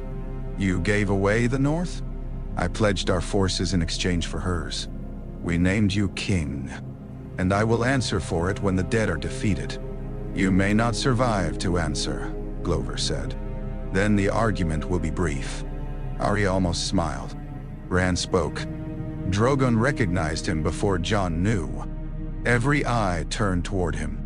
The dragons remembered Rhaegar's blood. Drogon lowered his head. Rhaegal chose him as rider. Glover stared at the green dragon. "A beast's choice does not make a king." "No," Jon said. "Men do. And I am telling you not to make me one again." "Nutty." Drogon entered through the gate. His body barely fit. Stone scraped beneath his folded wings. Grey Worm moved protectively toward Daenerys, but she remained still. The black dragon crossed the courtyard. He stopped before Jon. Then he bowed. The northern lords fell silent. Rhaegal bowed from the wall. Viserion lowered his pale head from the tower. Jon felt anger rise. "Stop," he told them. Drogon's red eye fixed upon him. "You are not helping." The dragon breathed smoke across the snow. Tormund laughed somewhere among the wildlings. Lyanna Mormont stepped forward until she stood beside Jon. She looked at Drogon, then at the assembled lords. "I do not care whether dragons bow," she said. "Jon Snow led us when no one else would. He faced the dead before the rest of us believed. If he says Daenerys Targaryen came to fight for the living, Bear Island will fight beside her." One by one, other voices joined. "Not all. Enough." Sansa waited until the courtyard dispersed before confronting Jon in the crypts. Arya came with her. Bran remained above to watch through ravens. They stood before Lyanna Stark's statue. Jon held a torch. Its light moved across the stone face. "She was your mother," Sansa said. "Yes." "And father carried you home." "Yes." Sansa looked at the statue. Mother hated him for it. He knew what Robert would do if the truth came out. He let her believe he had betrayed her. "He protected me. Ate the cost of his marriage." Jon's voice sharpened. "Do not judge him. I am not." "You sound as though you are." Sansa faced him. "I am trying to understand what men call honor when women are expected to bear the consequences." Jon had no answer. Arya touched the stone wolf at Lyanna's feet. Would Robert truly have killed Jon? "He sent assassins after Daenerys when she was a child," Sansa said. "She was carrying Drogo's child," Jon replied. "You were Rhaegar's son. Robert would have done worse." Jon looked at Lyanna's carved face. "I spent years angry at him for refusing to tell me my mother's name." Sansa's expression softened. "He wanted to tell you." "How do you know?" "Because every time you asked, he went to the Godswood afterward." Jon closed his eyes. Arya leaned against the tomb. "Are you going to marry the Dragon Queen?"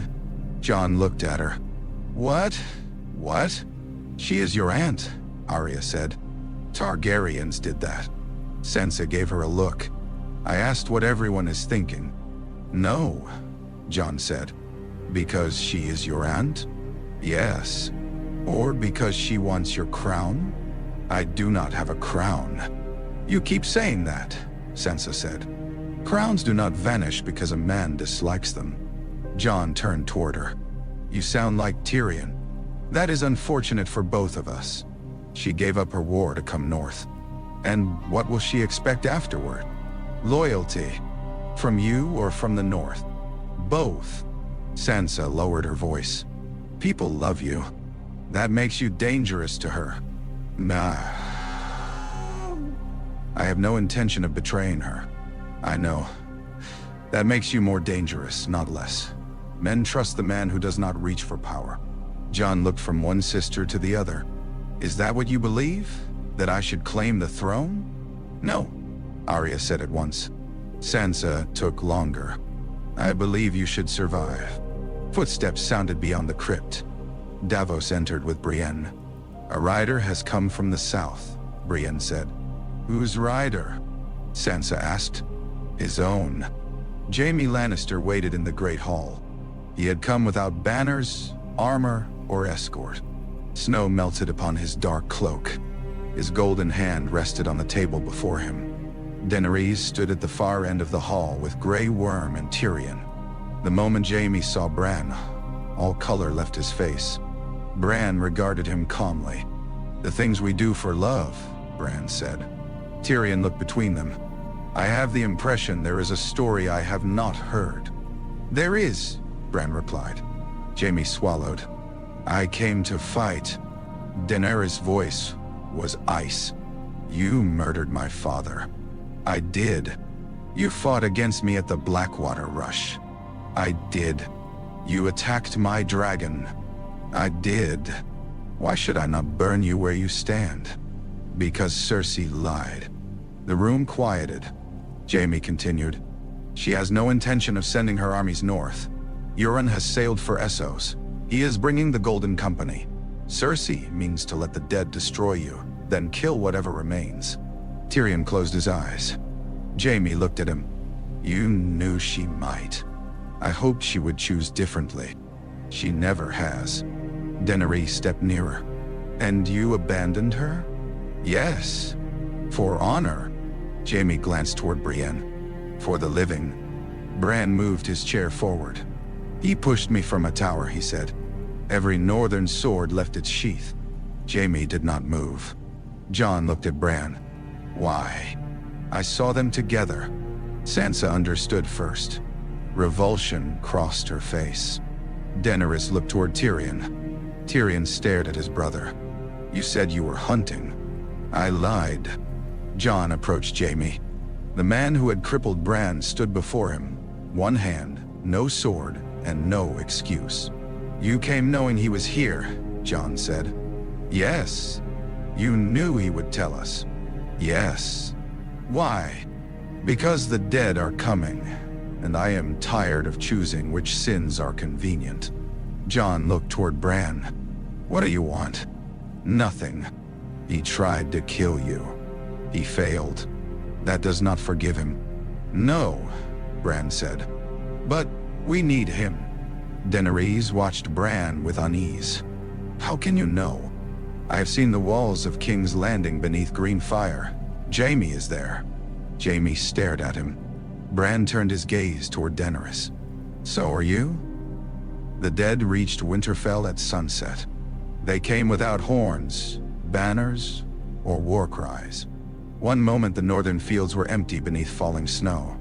The next, darkness moved across them. Thousands of pale eyes opened. The living waited behind trenches filled with timber and pitch. Unsullied formed ranks beyond the walls. Dothraki riders held the flanks with dragonglass arcs. Northern spearmen stood between them, shields locked. Wildlings crowded the outer works. Jon watched from Rhaegal's back upon a ridge south of the castle. Daenerys waited beside him on Drogon. The black dragon's wing had healed enough for battle, though the scar beneath it remained rimmed with pale scales. Viserion circled overhead. Bran had warned them not to attack too soon. The Night King wants the dragons, he had said. He will hide until he knows where they are. Jon had asked how to defeat him. Bran had looked toward the Heart Tree. Make him believe he has won. Now the army of the dead stopped beyond the range of catapults.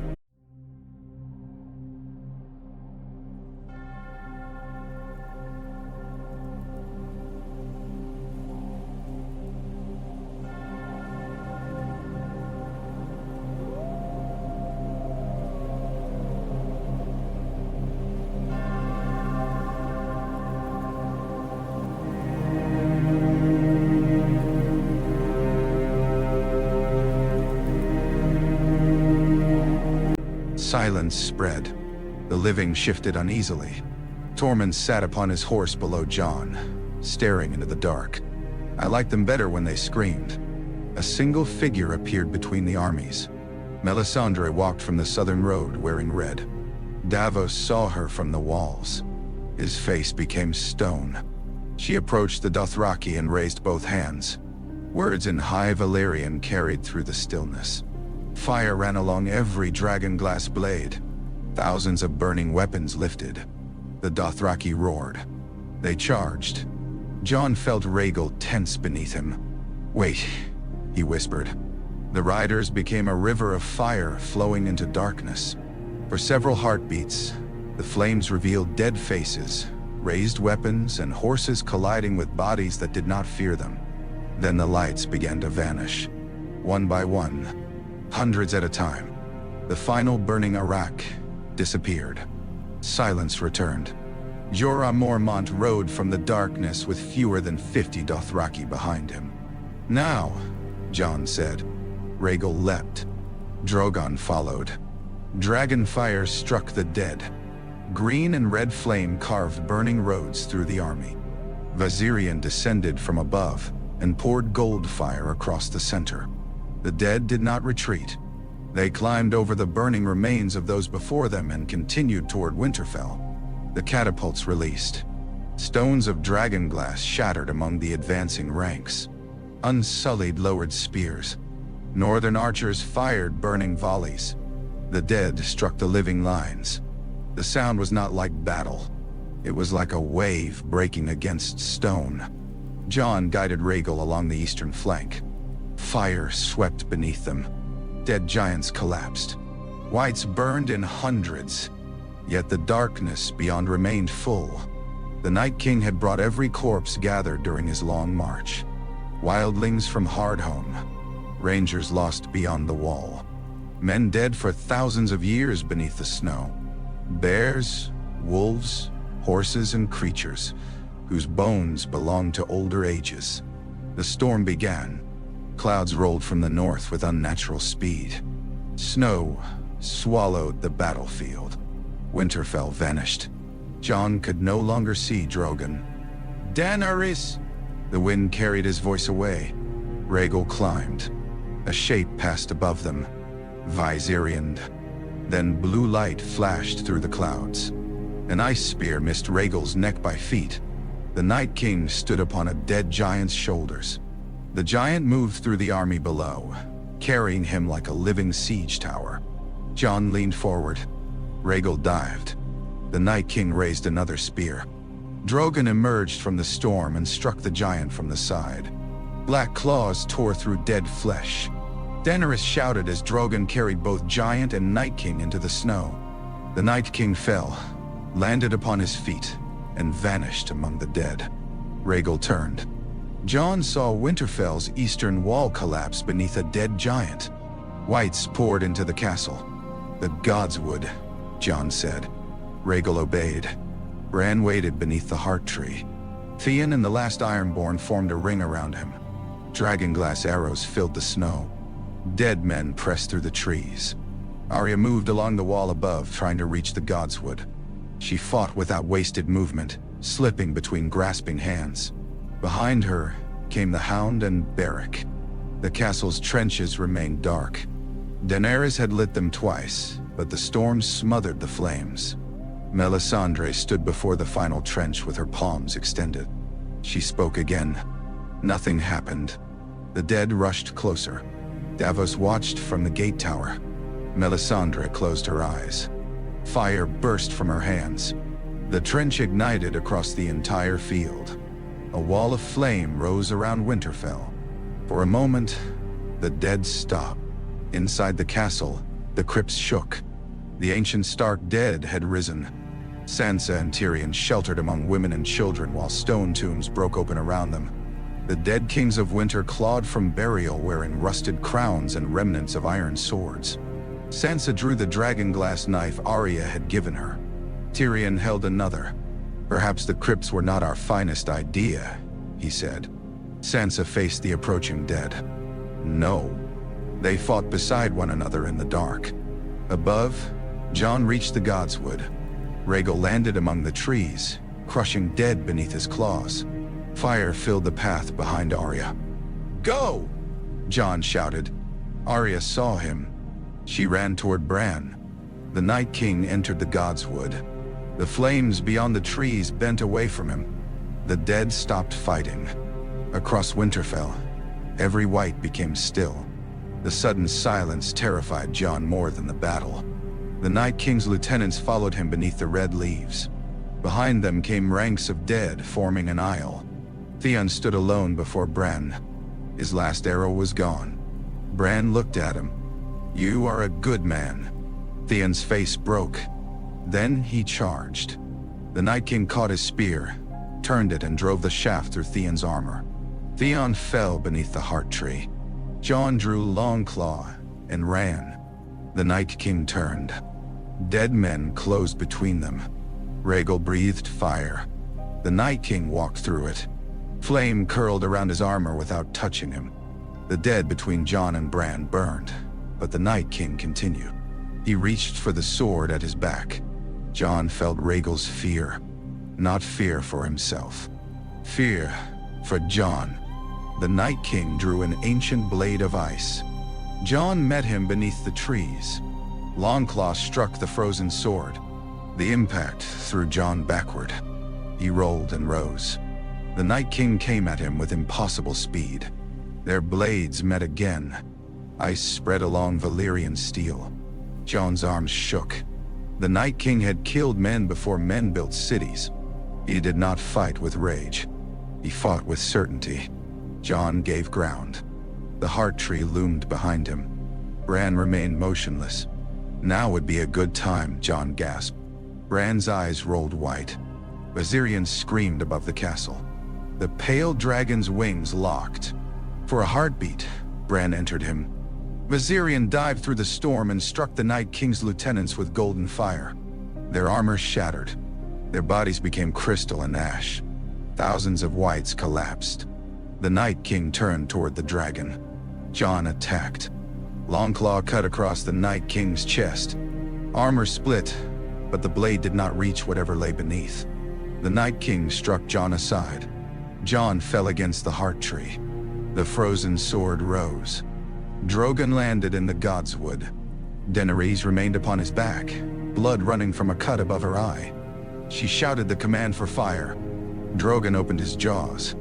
The Night King turned toward Jon. Drogon hesitated. Jon understood. The dragon could not unleash full flame without burning him. The Night King understood too. A smile almost formed upon his dead face. Jon looked at Drogon. "Do it. Do it." Daenerys shouted again.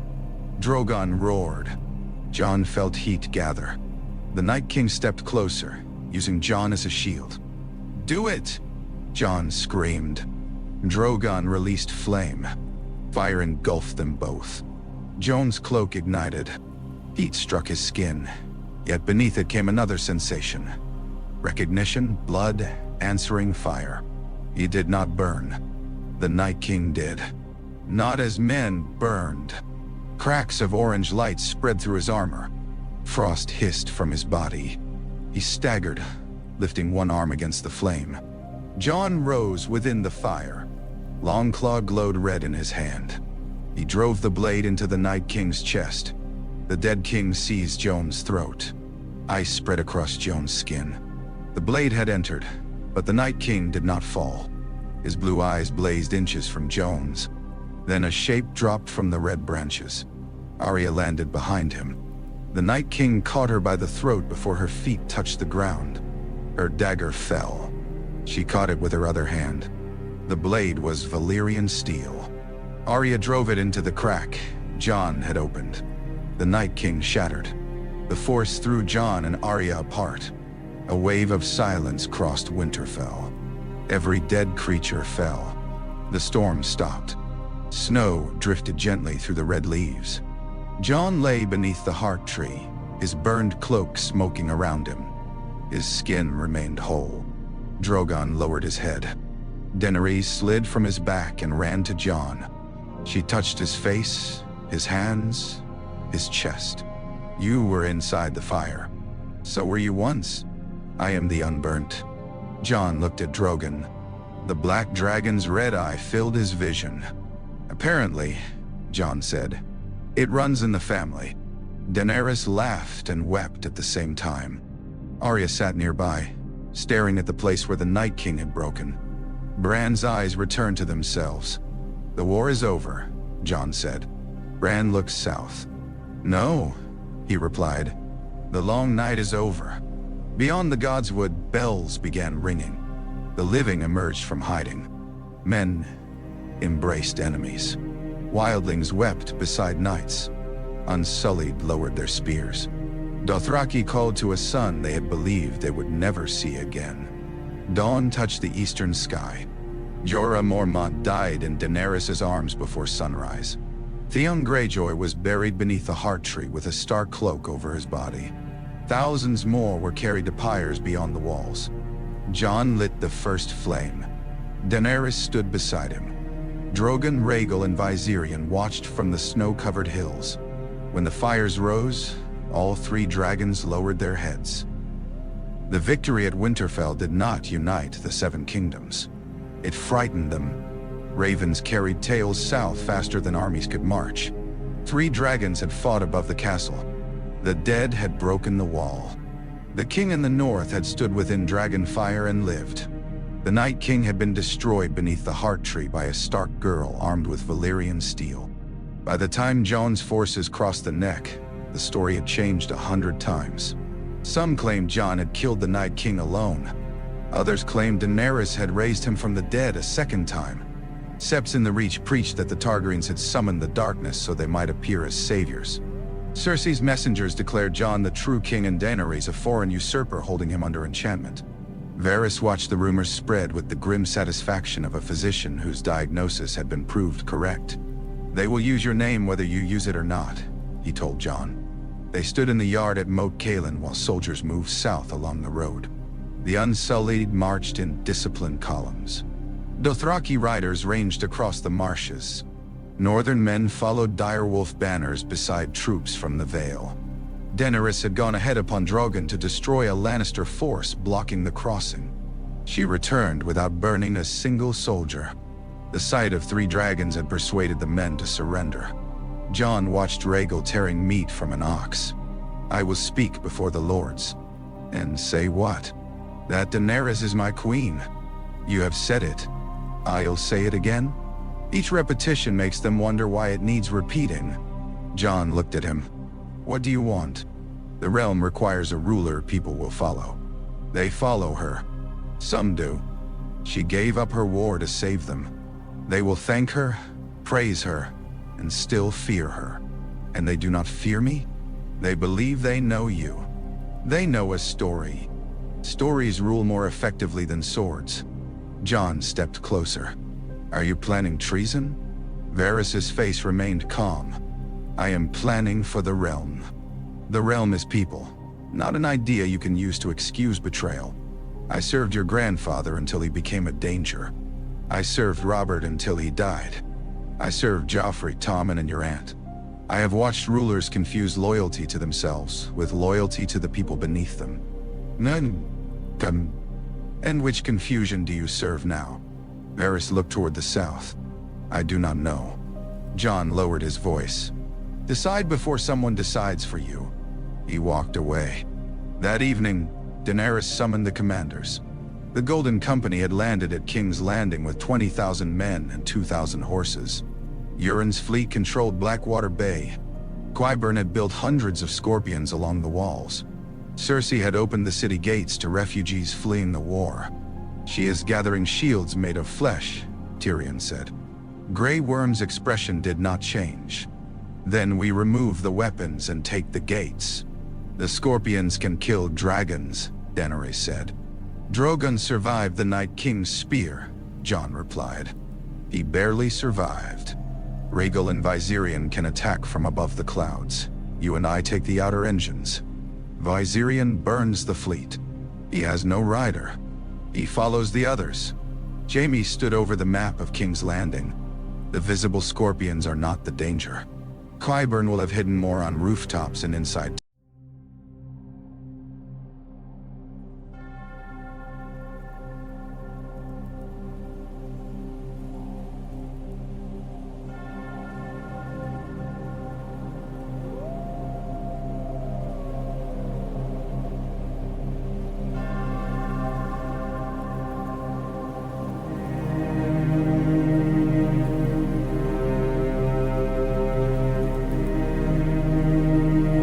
Towers. "You know the city," Daenerys said. "I know the old passages." Tyrion looked at him. "Including those beneath the Red Keep." Jaime's golden hand curled. Cersei had sent no personal message. She did not need to. Every decision she made was meant for him. Jaime pointed toward 3 locations on the map Bakdai. "Wildfire remains beneath Flea Bottom, the Street of Steel, and the foundations of the Red Keep. My father's men found some after Robert took the city, but not all." Daenerys looked at him sharply. "How much?" "Enough to kill everyone." Rand's vision returned to the room. King's Landing beneath green fire. Jon said, "Cersei means to burn the city if she loses. She would rather rule ashes than surrender." Jaime replied. Daenerys' face tightened at the words. Jon saw her hear the echo of her father. "Then we take the city without giving her time," she said. The battle began at dawn. Euron's fleet formed a crescent across the bay, every ship mounting scorpions upon its deck. Iron bolts pointed toward the clouds. Viserion descended from the rising sun. The pale dragon folded his wings and fell almost vertically. The scorpions could not turn quickly enough. Golden fire swept from one end of Euron's flagship to the other. Drogon and Rhaegal struck the city walls. They did not burn the men. They burned the machines. Jon guided Rhaegal along the battlements, flame passing inches above fleeing soldiers. Wood exploded. Bowstrings snapped. Iron mechanisms glowed red and collapsed. Drogon shattered the King's Gate scorpions with his tail. The Golden Company charged outside the walls. Dothraki met them from the east. Northern cavalry struck from the west. Unsullied advanced through the center, shields locked. The Sellswords had expected exhausted survivors. They found an army that had defeated death. Their line broke before midday. The bells had not rung. Tyrion waited outside the gates, staring toward the city. "If they surrender," he told Grey Worm, "you stop." Grey Worm looked toward Daenerys above the field. "If the Queen commands it, she will." The King's Gate opened. Lannister soldiers threw down their swords. A captain emerged carrying a white banner. The bells began. Sound rolled across King's Landing. Jon heard cheering from the northern ranks. Unsullied lowered spears. Dothraki reined in their horses. Rhaegal landed upon the outer wall. Drogon settled beside him. Daenerys looked toward the Red Keep. Her family's home rose above the city, guarded by banners of the Lion. Everything taken from her waited there. The throne, the castle, the room where her father had died, the kingdom she had crossed the world to reclaim. Jon moved Rhaegal closer. "It is over." Daenerys did not answer. The bells continued. Then green fire erupted beneath Flea Bottom. A column of flame tore through houses and streets. Stone lifted into the air. Thousands of voices became one scream. A second explosion struck the street of steel. Cersei had begun. Daenerys' face changed. Not into madness, into horror. "Drogon," she whispered. The black dragon leapt from the wall. Jon followed. They flew over streets splitting with green flame. Civilians ran in every direction. Lannister soldiers abandoned weapons to carry children and wounded strangers. "Find the caches!" Jon shouted. Rhaegal descended into the smoke. Dragonfire could not safely destroy wildfire. Heat would ignite it. They needed the stores opened and flooded or carried away. Tyrion had prepared teams of alchemists, smiths, and soldiers for exactly this possibility. Davos led them into the city through the river gate. Arya moved ahead on foot. She had entered King's Landing intending to kill Cersei. The first explosion threw her through a shop window. She woke beneath broken timber while a woman screamed for her daughter outside. Arya crawled into the street, found the child, and carried her away from the spreading fire. The Red Keep ceased to matter. Jaime entered through the tunnels beneath the city. He found Qyburn in the chambers of the pyromancers, surrounded by jars of wildfire and mechanisms connected to copper wires running beneath the floor. Qyburn looked almost disappointed. "Sir Jaime, stop it." "I cannot." "You mean you will not?" "The Queen has given her command." Jaime drew his sword with his left hand. Qyburn watched the blade. "You once killed a king for ordering the same thing." "I know." "And how did the realm reward you?" "It called me Oathbreaker." "Then why repeat the mistake?" Jaime stepped forward. "Because it was never a mistake." The mountain emerged from the shadows. Gregor's armor filled the chamber.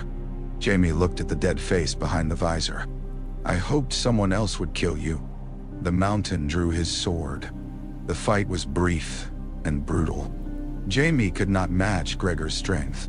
His first parry nearly tore the sword from his hand. The second broke 2 fingers. The mountain drove him against a pillar and raised the blade for the killing blow. A knife entered the gap beneath Gregor's helmet. Arya twisted it. The mountain turned. Arya climbed his back, drove dragon glass through the ruined flesh at the base of his skull, and leapt away. Gregor fell. Jaime stared. Arya Stark, you know my name. I know your list. Cersei is still on it. Qyburn reached for the ignition lever. Jaime threw his sword. The blade entered Qyburn's chest. The old man fell against the mechanism. A copper line snapped. Somewhere beneath the city, another cache began to ignite. Arya looked at the map spread across the table. How do we stop it? Jaime pulled the sword free. We cannot stop all of it. Then stop what we can. They cut the remaining lines. Above them, Drogon landed in the courtyard of the Red Keep. Daenerys dismounted. Cersei waited in the throne room. She wore a black gown and the crown of the Seven Kingdoms. The hall around her stood almost empty. The Kingsguard had fled. The court had vanished. Only the Iron Throne remained. Daenerys entered through smoke. Cersei looked past her. Where's the bastard? Saving your people? They are not my people. No, Daenerys said. They never were. The floor trembled as wildfire exploded beneath the lower city. Cersei smiled. Your father promised to burn them all. At last, a Targaryen keeps his word. Daenerys crossed the hall. Cersei's smile weakened. You wanted the throne, Cersei said. Take it. I wanted what was stolen from my family. Then you wanted a lie. Daenerys looked at the Iron Throne. She thought of Viserys dying for a golden crown, of Drogo promising to cross the sea, of Jorah falling beneath the walls of Winterfell, of Missandei, Grey Worm, Tyrion, and the countless people who had followed her because she spoke of freedom.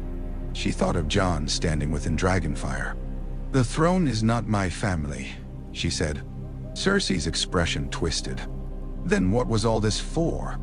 Daenerys turned away from her. For them. Jaime entered the hall. Blood covered one side of his face. Arya came behind him. Cersei looked at her brother. You came back. Yes. I knew you would. Not for you. The words struck harder than any blade. Cersei looked toward the windows. Green fire reflected against the smoke. Our child, she said. Jaime closed his eyes. There was never a child, he replied. Daenerys looked at him. Cersei's face became empty. Jaime approached the throne. It ends now. Cersei reached beneath her gown. Arya saw the movement. A small ignition device rested in Cersei's hand, connected to a final line descending through the throne platform. Jaime seized her wrist. She pressed the trigger. Nothing happened. Arya held the severed wire. Cersei laughed. The sound broke into a sob. The floor cracked. Wildfire had weakened the foundations beneath the Red Keep. Stone groaned. The Iron Throne shifted. Daenerys ran. Jaime pulled Cersei from the throne as the wall behind it collapsed. Daylight and smoke burst into the hall. The floor split between them. Daenerys reached safety. Arya leapt across the crack. Jaime and Cersei remained on the far side. Cersei clung to him. For one moment, they were alone together in the ruin they had made. Jaime looked across at Tyrion, who had entered through the opposite doors. The brothers' eyes met. Jaime smiled sadly. The floor gave way. He and Cersei disappeared beneath falling stone. The Iron Throne followed. It plunged into the green fire below. Drogon roared above the city. Rhaegal and Viserion answered. The bells continued to ring. By nightfall, the largest fires were contained. Thousands had died. Tens of thousands lived because Daenerys had turned her dragons against weapons instead of streets. She stood upon the broken steps of the Red Keep while soldiers, nobles, freed prisoners, and common people gathered below. Jon came beside her. There is no throne, he said. No. What will you do? Daenerys looked across King's Landing. Build something better. The Great Council met in the Dragon Pit 40 days after the fall of King's Landing. No throne stood at its center. Daenerys had ordered a circle of chairs arranged upon the old arena floor.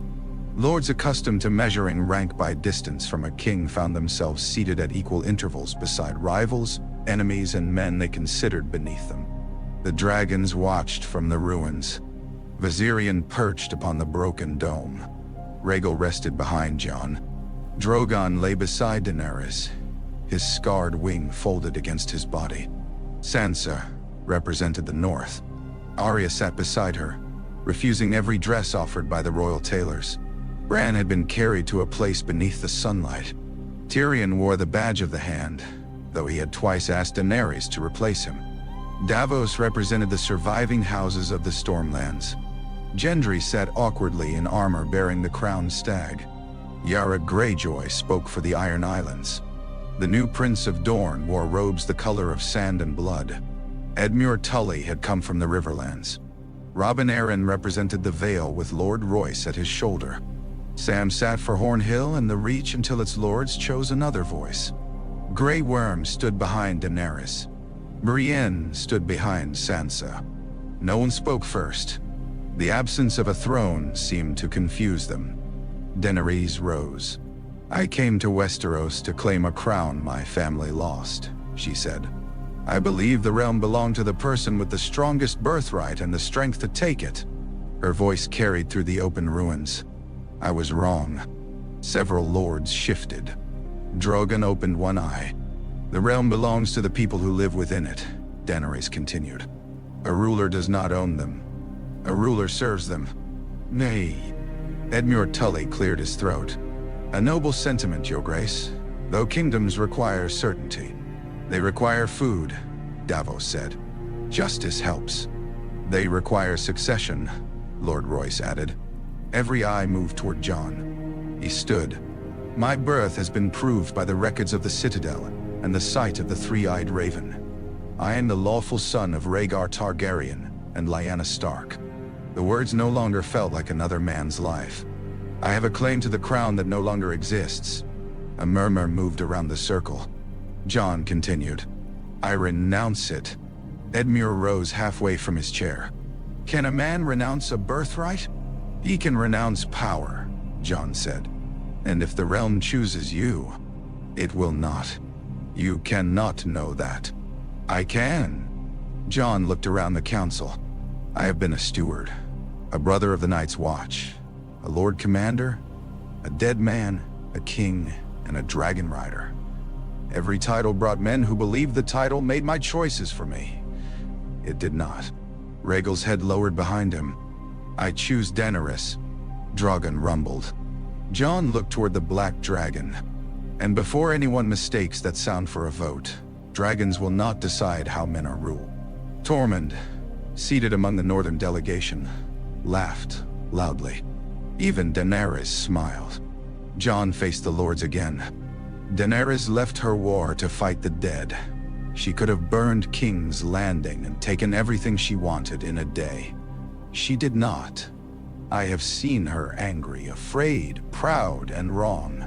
I have also seen her listen. That is rarer than blood." Daenerys' eyes shone. Sansa rose. "The North will not kneel." The warmth disappeared from the council. Grey Worm's hand moved toward his spear. Daenerys lifted one finger. He stopped. Sansa continued. "The North was a kingdom for thousands of years before dragons came to Westeros. We bent because Aegon's dragons made resistance impossible. We fought for independence under Robb Stark. We chose Jon as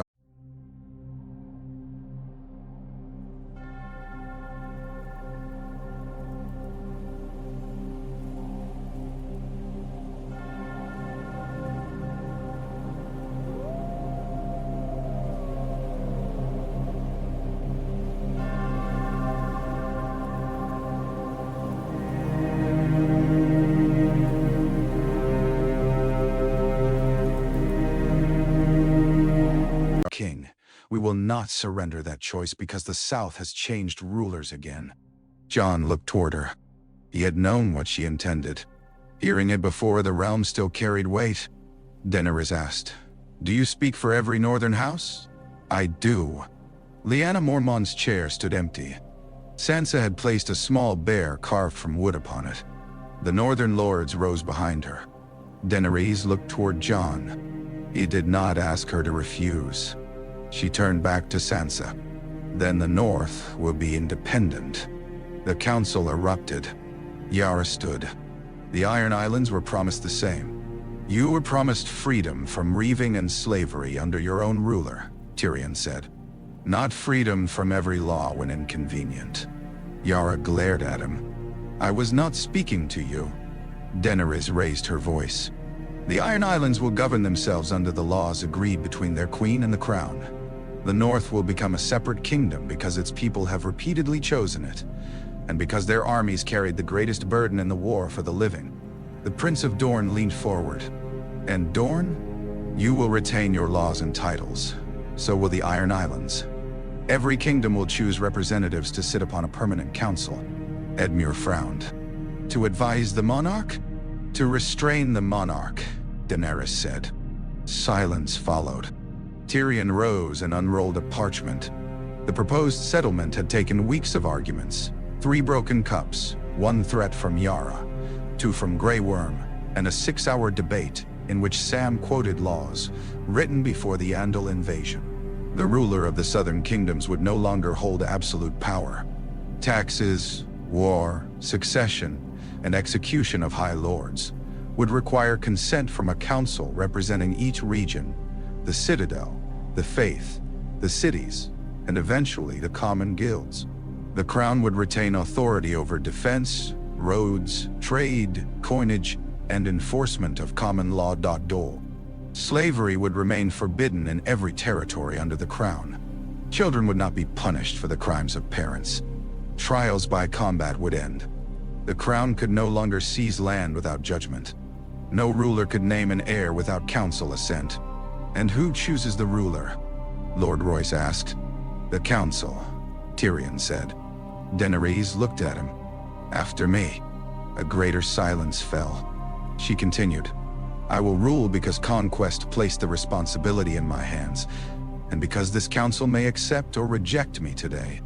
When I die, the kingdoms will not pass automatically to a child, a nephew, or the nearest man with a famous name. The council will choose. Never. Sam blinked. That is not precisely what we wrote. It is what we should have written. Tyrion slowly smiled. Varys should have been there. He had not lived to see the council. 2 nights before the march on King's Landing, he had sent letters naming Jon as the rightful heir. Daenerys discovered them before most departed. She could have executed him. Instead, Jon confronted him. Varys had admitted everything. Daenerys stripped him of office and confined him until the war ended.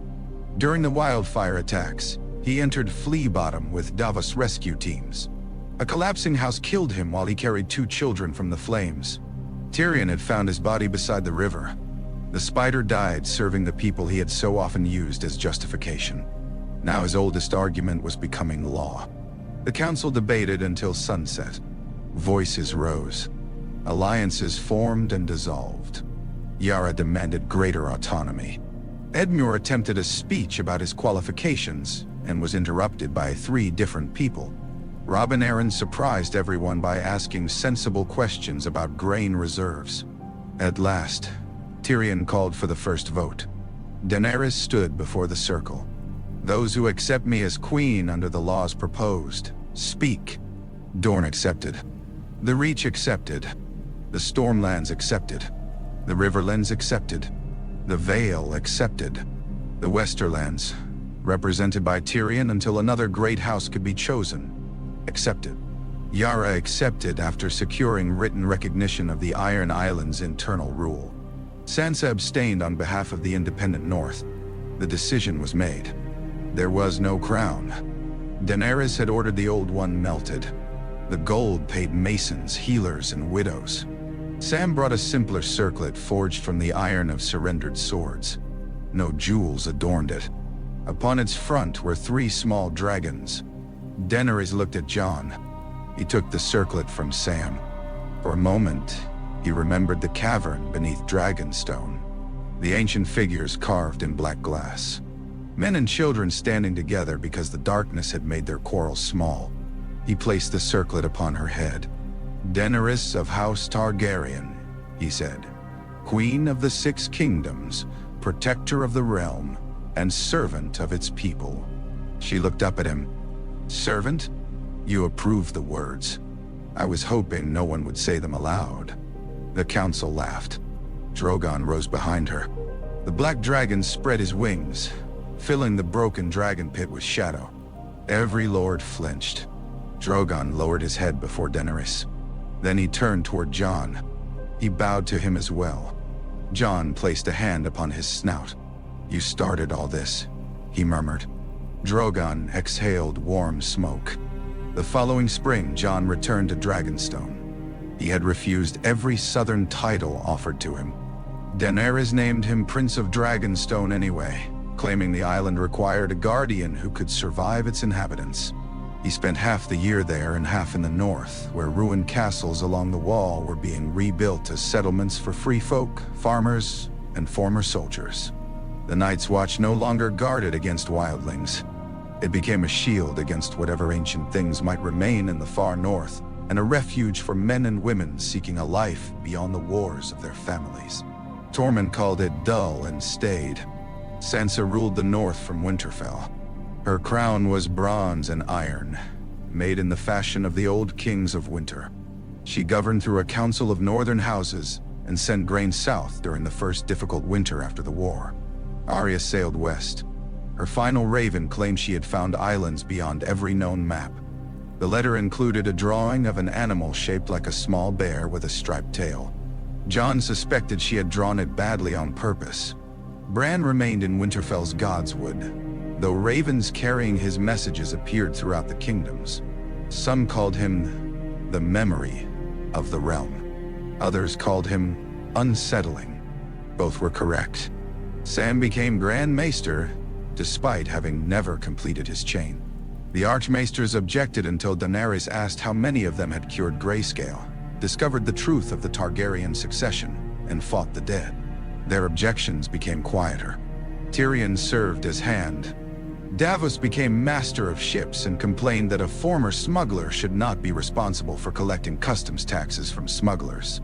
Grey Worm returned to Neath with those unsullied who wished to follow.